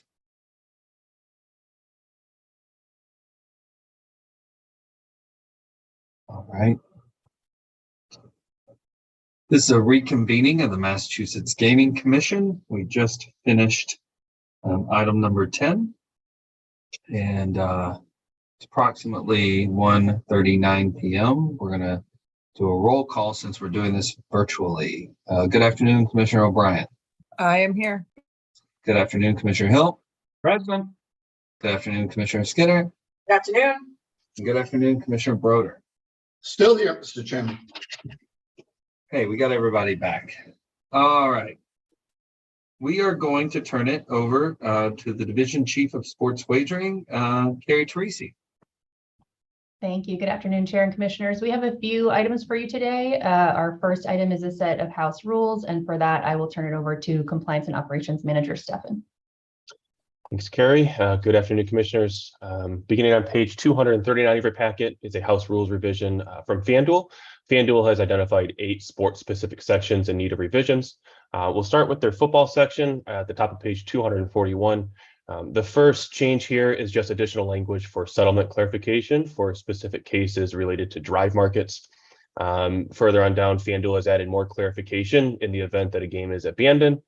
They've also reorganized and consolidated a few markets into 2 markets, providing the same examples and clarification language. And this is for first or next play markets, as well as to reach a certain yard line market. FanDuel has also provided more clarification for first or last team to score and other scorer markets. They've also added a 2-point conversion market with language which would eliminate any ambiguity, ensuring that both offensive and defensive conversion outcomes are valid. Moving down to the middle of page 244 in your packet, FanDuel will now offer player props for Aussie rules matches, and they've listed those markets under section 3.2.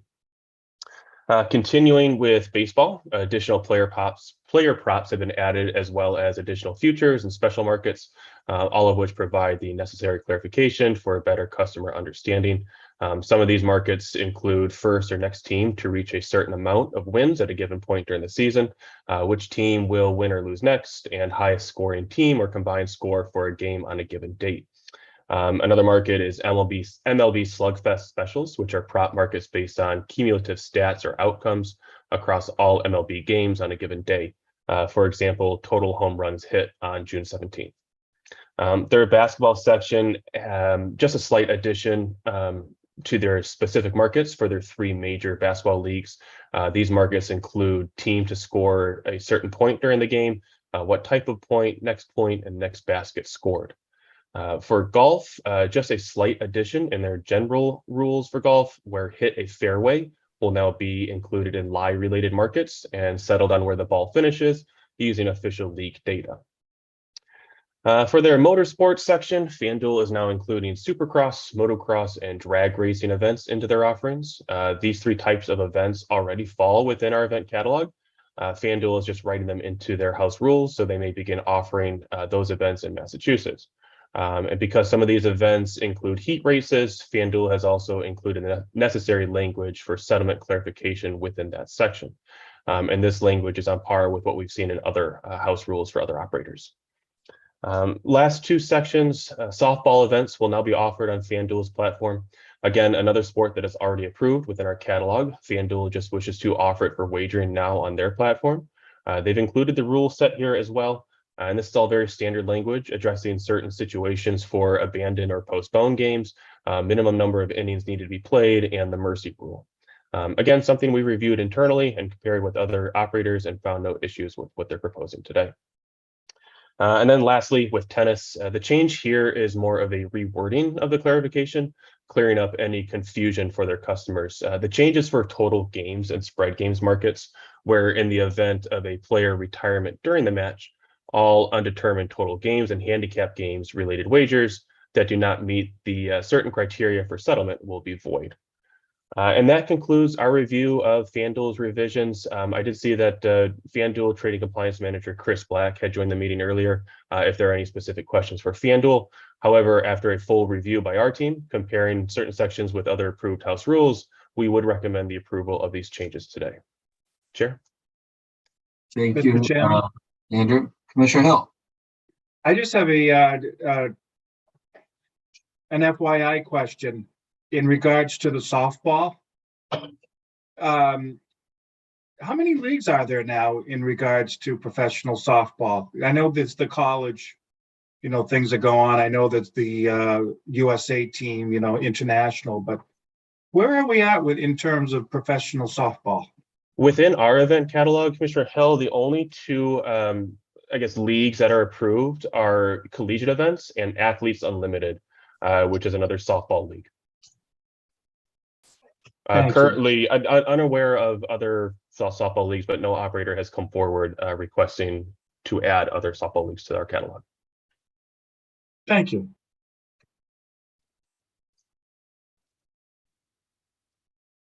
Mr. Chairman. Probably should have asked you this offline beforehand, Andrew, but trying to understand the idea of violation counting as a strike.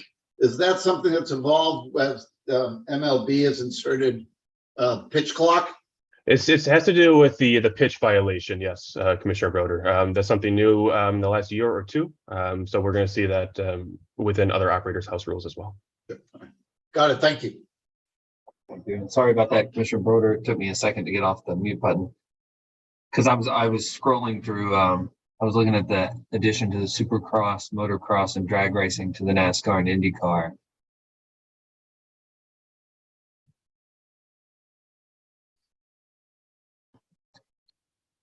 I'm good with what I've got here.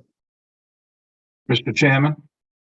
Commissioner Hill. I move that the commission approve the updates to FanDuel's house rules as included in the commissioner's packet and discussed here today. Second. Thank you. Any further discussion? Commissioner O'Brien. Aye. Commissioner Hill. Aye. Commissioner Skinner. Aye. Commissioner Broder. Yes. And I vote yes, 5-0. Perfect. Chris, thanks for being on today. Great. Thank you, commissioners. Appreciate it. Thank you, Chris. Okay, next item begins on page 247 of your packet. This memo touching on an overview of the Jake Paul versus Mike Tyson boxing match, as well as considerations for combat sport policy, stems from discussions held during the commission's public meeting on November 7th, 2024. During or after which there was an interest in exploring how non-standard rule changes in sporting events, and in this particular case, combat sporting events, might affect wagering integrity and regulatory consistency. Just to provide a brief overview or refresher of the event itself, on November 15th, 2024, so just about a week after our public discussion, professional boxers Mike Tyson and Jake Paul participated in what became the most streamed sporting event in history, with over 65 million concurrent viewers worldwide. The event was broadcast by Netflix from inside one of the largest stadiums in the US at the AT&T Stadium in Dallas, Texas. The location here is notable as the Texas Department of Licensing and Regulation, or the TDLR, was responsible for sanctioning the event. The TDLR did officially sanction the fight on April 29th, 2024. The TDLR also falls under the umbrella of the Association of Boxing Commissions and Combative Sports, or ABC, which is an approved boxing governing body within our event catalog. It's important to note that most U.S. jurisdictions from our research, including Massachusetts and Texas, recognize the ABC as the standard-setting body for professional boxing. The ABC publishes the Unified Rules of Boxing, which serves as the baseline regulatory framework used by state athletic commissions that oversee boxing in their respective states. And to go over a little bit more about the rule changes for the fights and some of our jurisdictional research that we dug into, I'll turn it over to Compliance Officer Griffin Minuti. Griffin?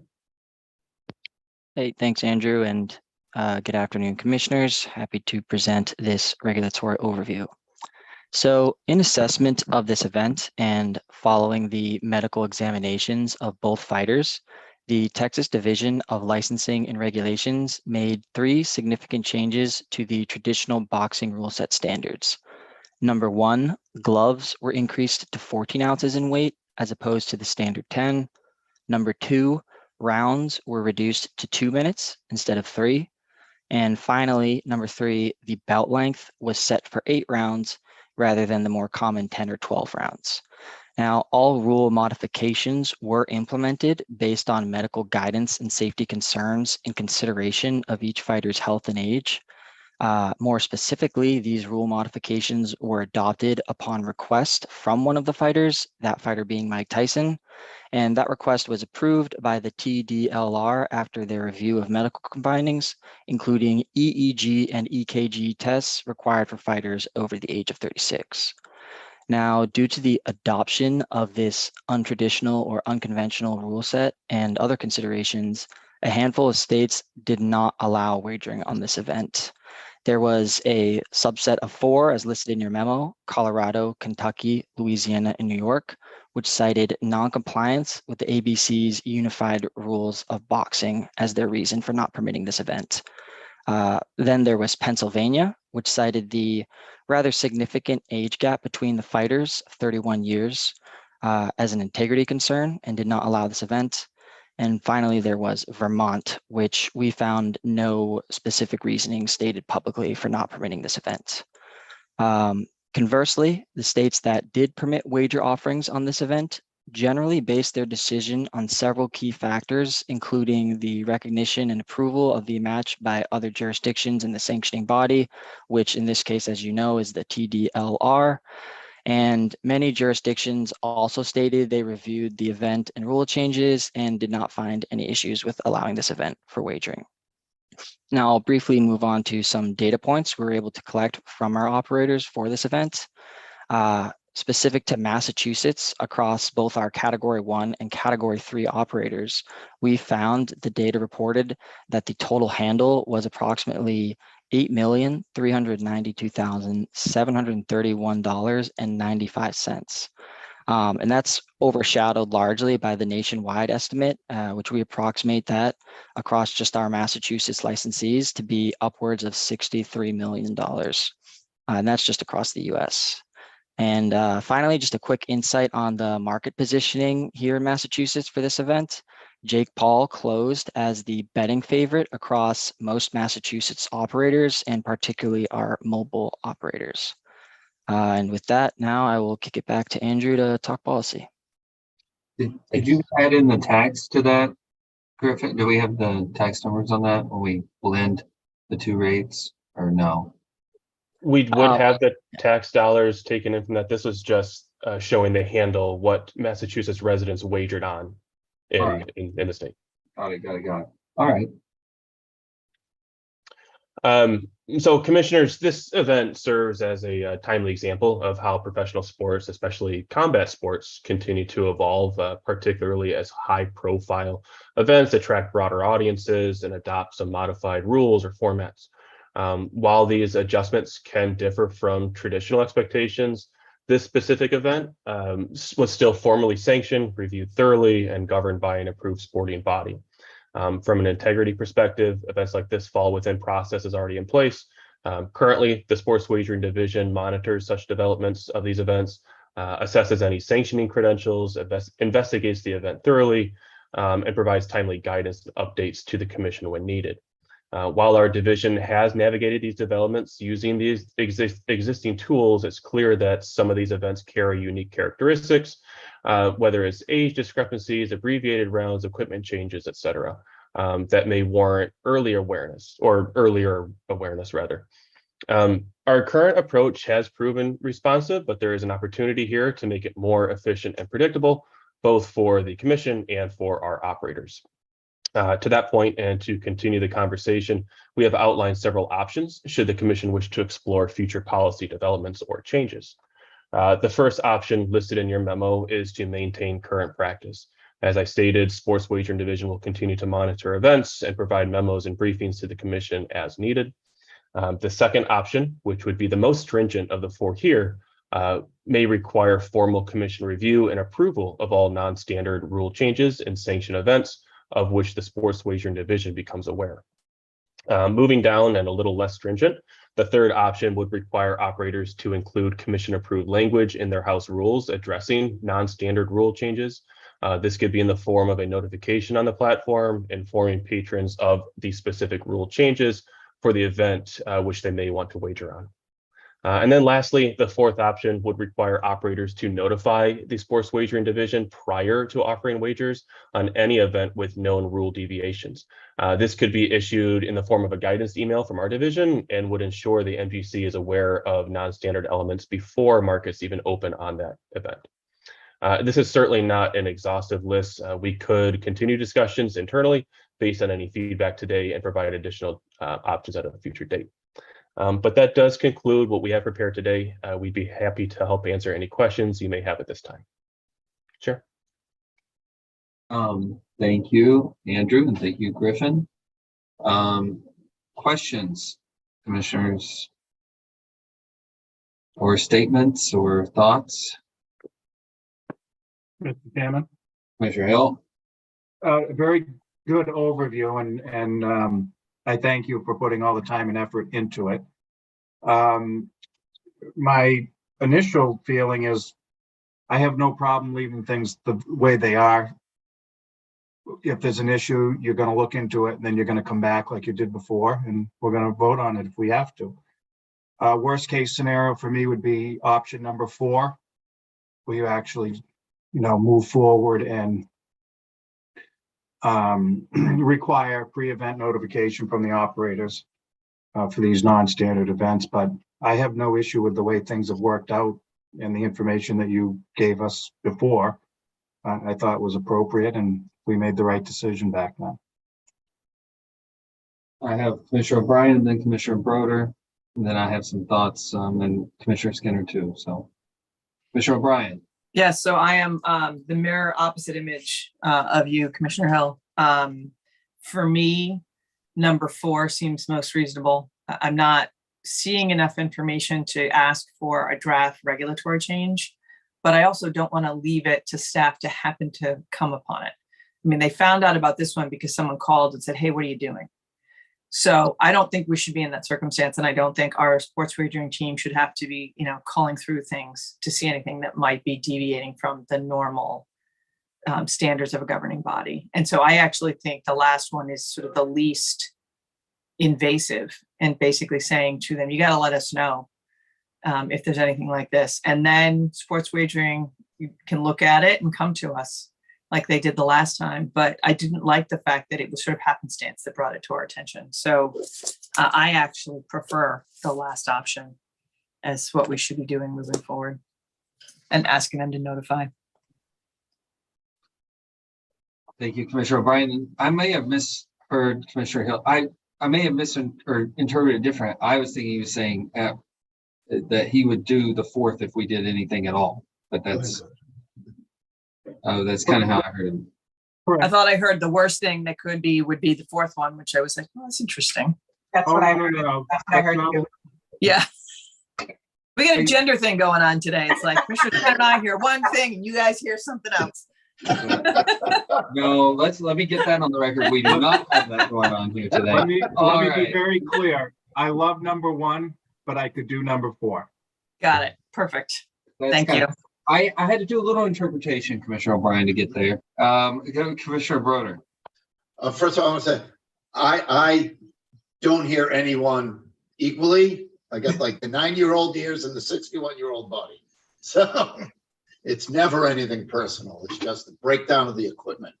I think I land where, well, I think Commissioner Hill and Commissioner O'Brien were saying pretty close to the same thing. I will agree with Brad that I'm comfortable where it is now. with a couple of caveats. This is, as we sit here today, this is kind of a one-off. It's a fairly unusual situation. And I'd hate to create, certainly 2 or 3, create a regulatory regime or some kind of mandate when this might not really be a big factor in the marketplace. That having been said, most watched event ever, with people betting $1 gazillion on it, clearly like a made-for-TV, made-for-gambling spectacle.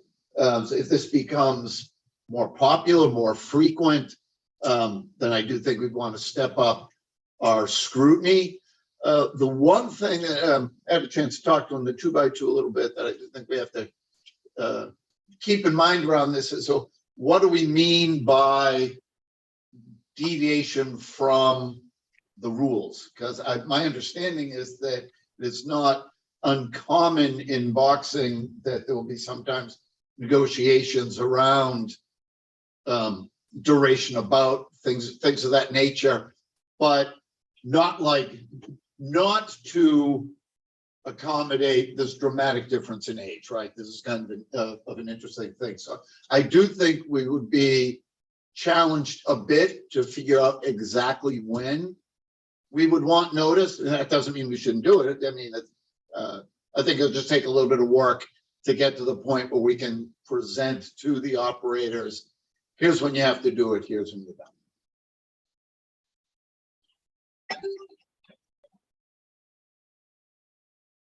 All right. Commissioner Skinner is the next up. Just simply a ditto to Commissioner O'Brien and Commissioner Hill with his clarification of a statement.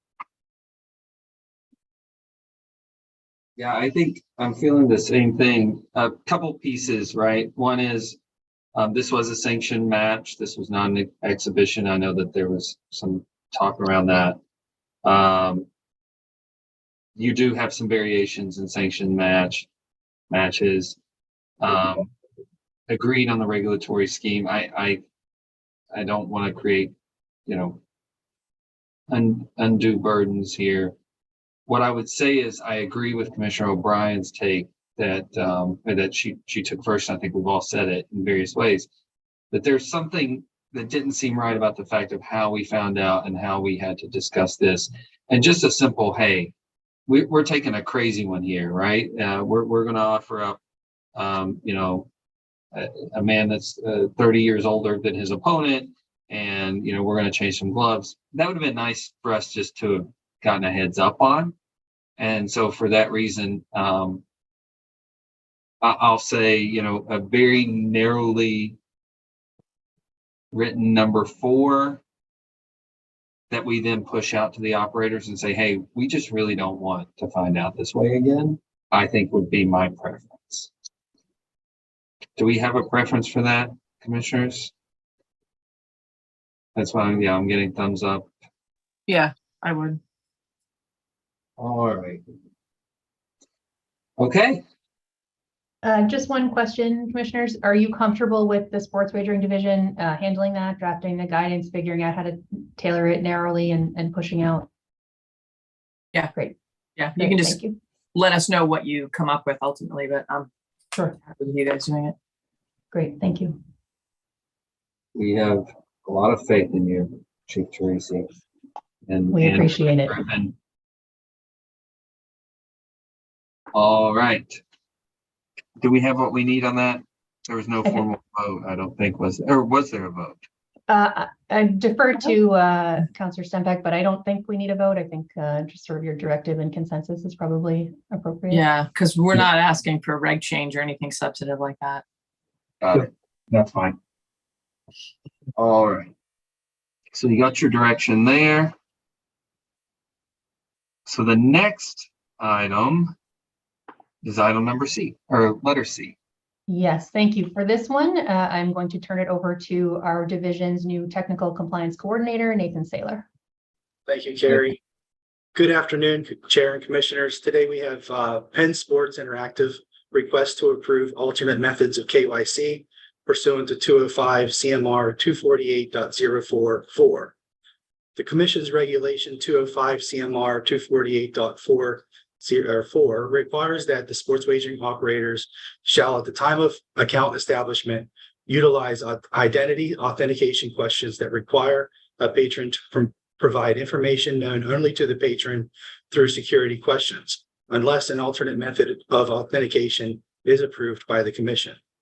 These types of questions are commonly referred to as knowledge-based authentication KBA questions. Penn Sports Interactive, PSI, does not use identity authentication questions, but instead uses a previously approved alternate method that consists of document verification and live selfie verification. PSI is requesting to replace this primary method of KYC with an alternate method, creating a waterfall approach to its KYC process, whereby the new waterfall approach will consist of device authentication, document verification with live selfie verification, and finally, if necessary, manual document review. The Sports Wagering Division, our internal gaming technical compliance team, and GLI have reviewed and have no concerns. It is anticipated that we'll need to meet in an executive session. Following the review and executive session, the Sports Wagering Division recommends that the Commission approve PSI's alternate method of KYC. All are on the call if there are any questions. Thank you, Nathan. Questions, commissioners, before we entertain some executive session language and a motion to enter. And then I like to do this. Can we bundle up number 12 into that? I know that Secretary Skinner has some minutes and I can try to read that. I had the same thought, Chair. However, I think we need to come back out to vote on the KYC approach. So unfortunately, we're gonna have to bounce in and out. So that's all right. Well, one of these days we're gonna figure it out. Commissioner Skinner. Chair, couldn't we go into executive session once though? And then come back out. And then come back out and take the vote and then. We could, but then we have members who would have to get off the executive session link and then get back on from the operator. Would that be the issue, Justin?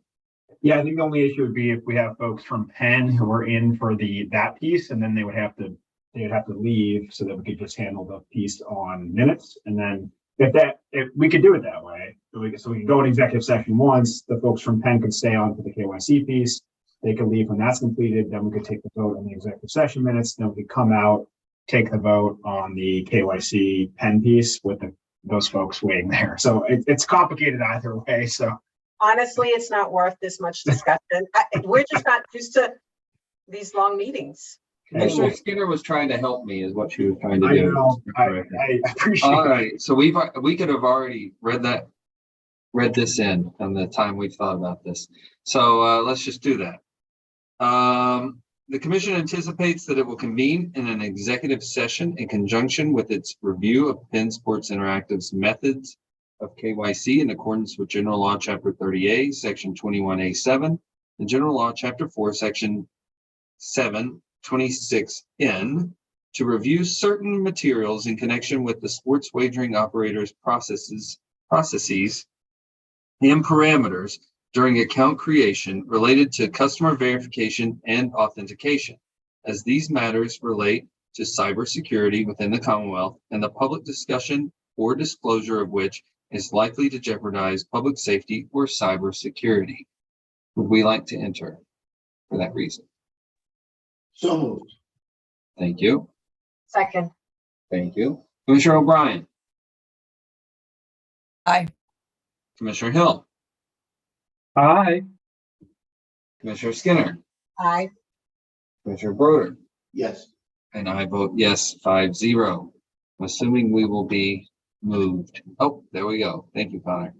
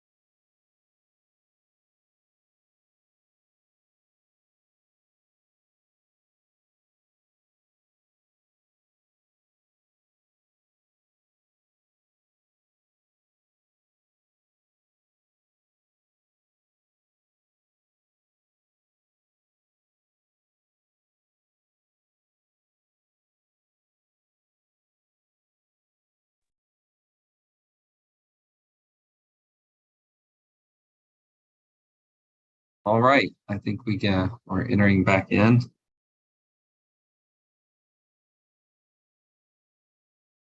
Just had a brief executive session where we went over some changes, proposed changes, and we do have this marked up for a vote.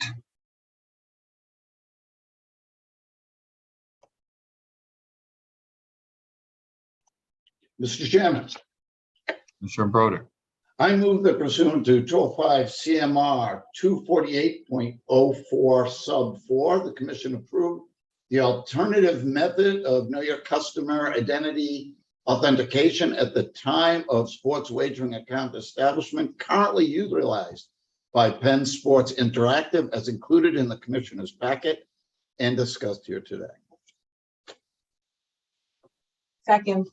Thank you, Commissioner Skinner. Commissioner O'Brien. Aye. Commissioner Hill. Aye. Commissioner Skinner. Aye. Commissioner Broder. Yes. And I vote yes, 5-0. All right. Anything else, Chief Teresi, for you and your team? That's all from sports wagering today. Thank you very much. Well, thank you. We appreciate all that hard work. Thank you, Nathan, for doing that and presenting it. It's good to hear from you in this new capacity. Thank you very much. And with that, we're going to turn it to item number 12. Let's go ahead, if we don't mind, commissioners, and take 13 and 14 out of order, and we'll close out with those executive session minutes.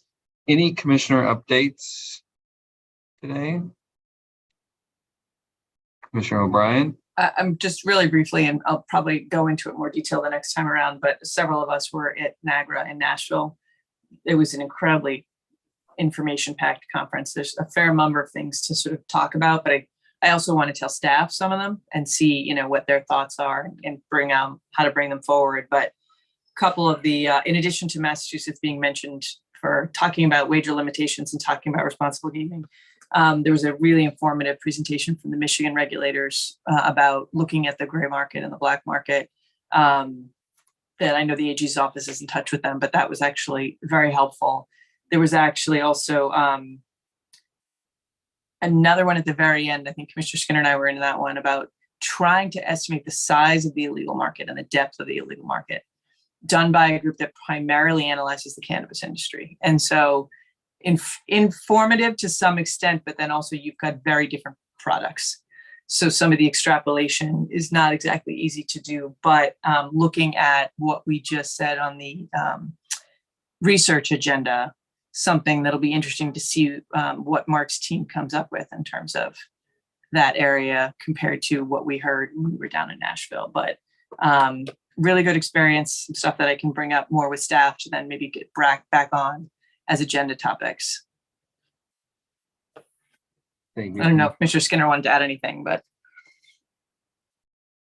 And I do know that there were other conferences and working groups, and I agree. I would welcome.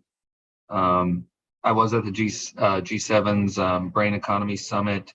I'll talk about it more later, but they are putting together an international framework on responsible gaming. I want to thank Director Van der Linden, as always, for his work in this space. And as I stated earlier in the meeting, what amazed me was how many jurisdictions who have very different accents than ours, and I'm including Kentucky and Massachusetts accents in that statement, internationally, had recognized the work that this commission's done. And so it was heartening. It was really, really heartening. And I pitched the Massachusetts model, or Massachusetts miracle, as we sometimes call it, to the entire world. And then I know that some folks were at IAGRA, and I'm sure we can update on that at some point too. All right. Any other business we didn't anticipate? All right.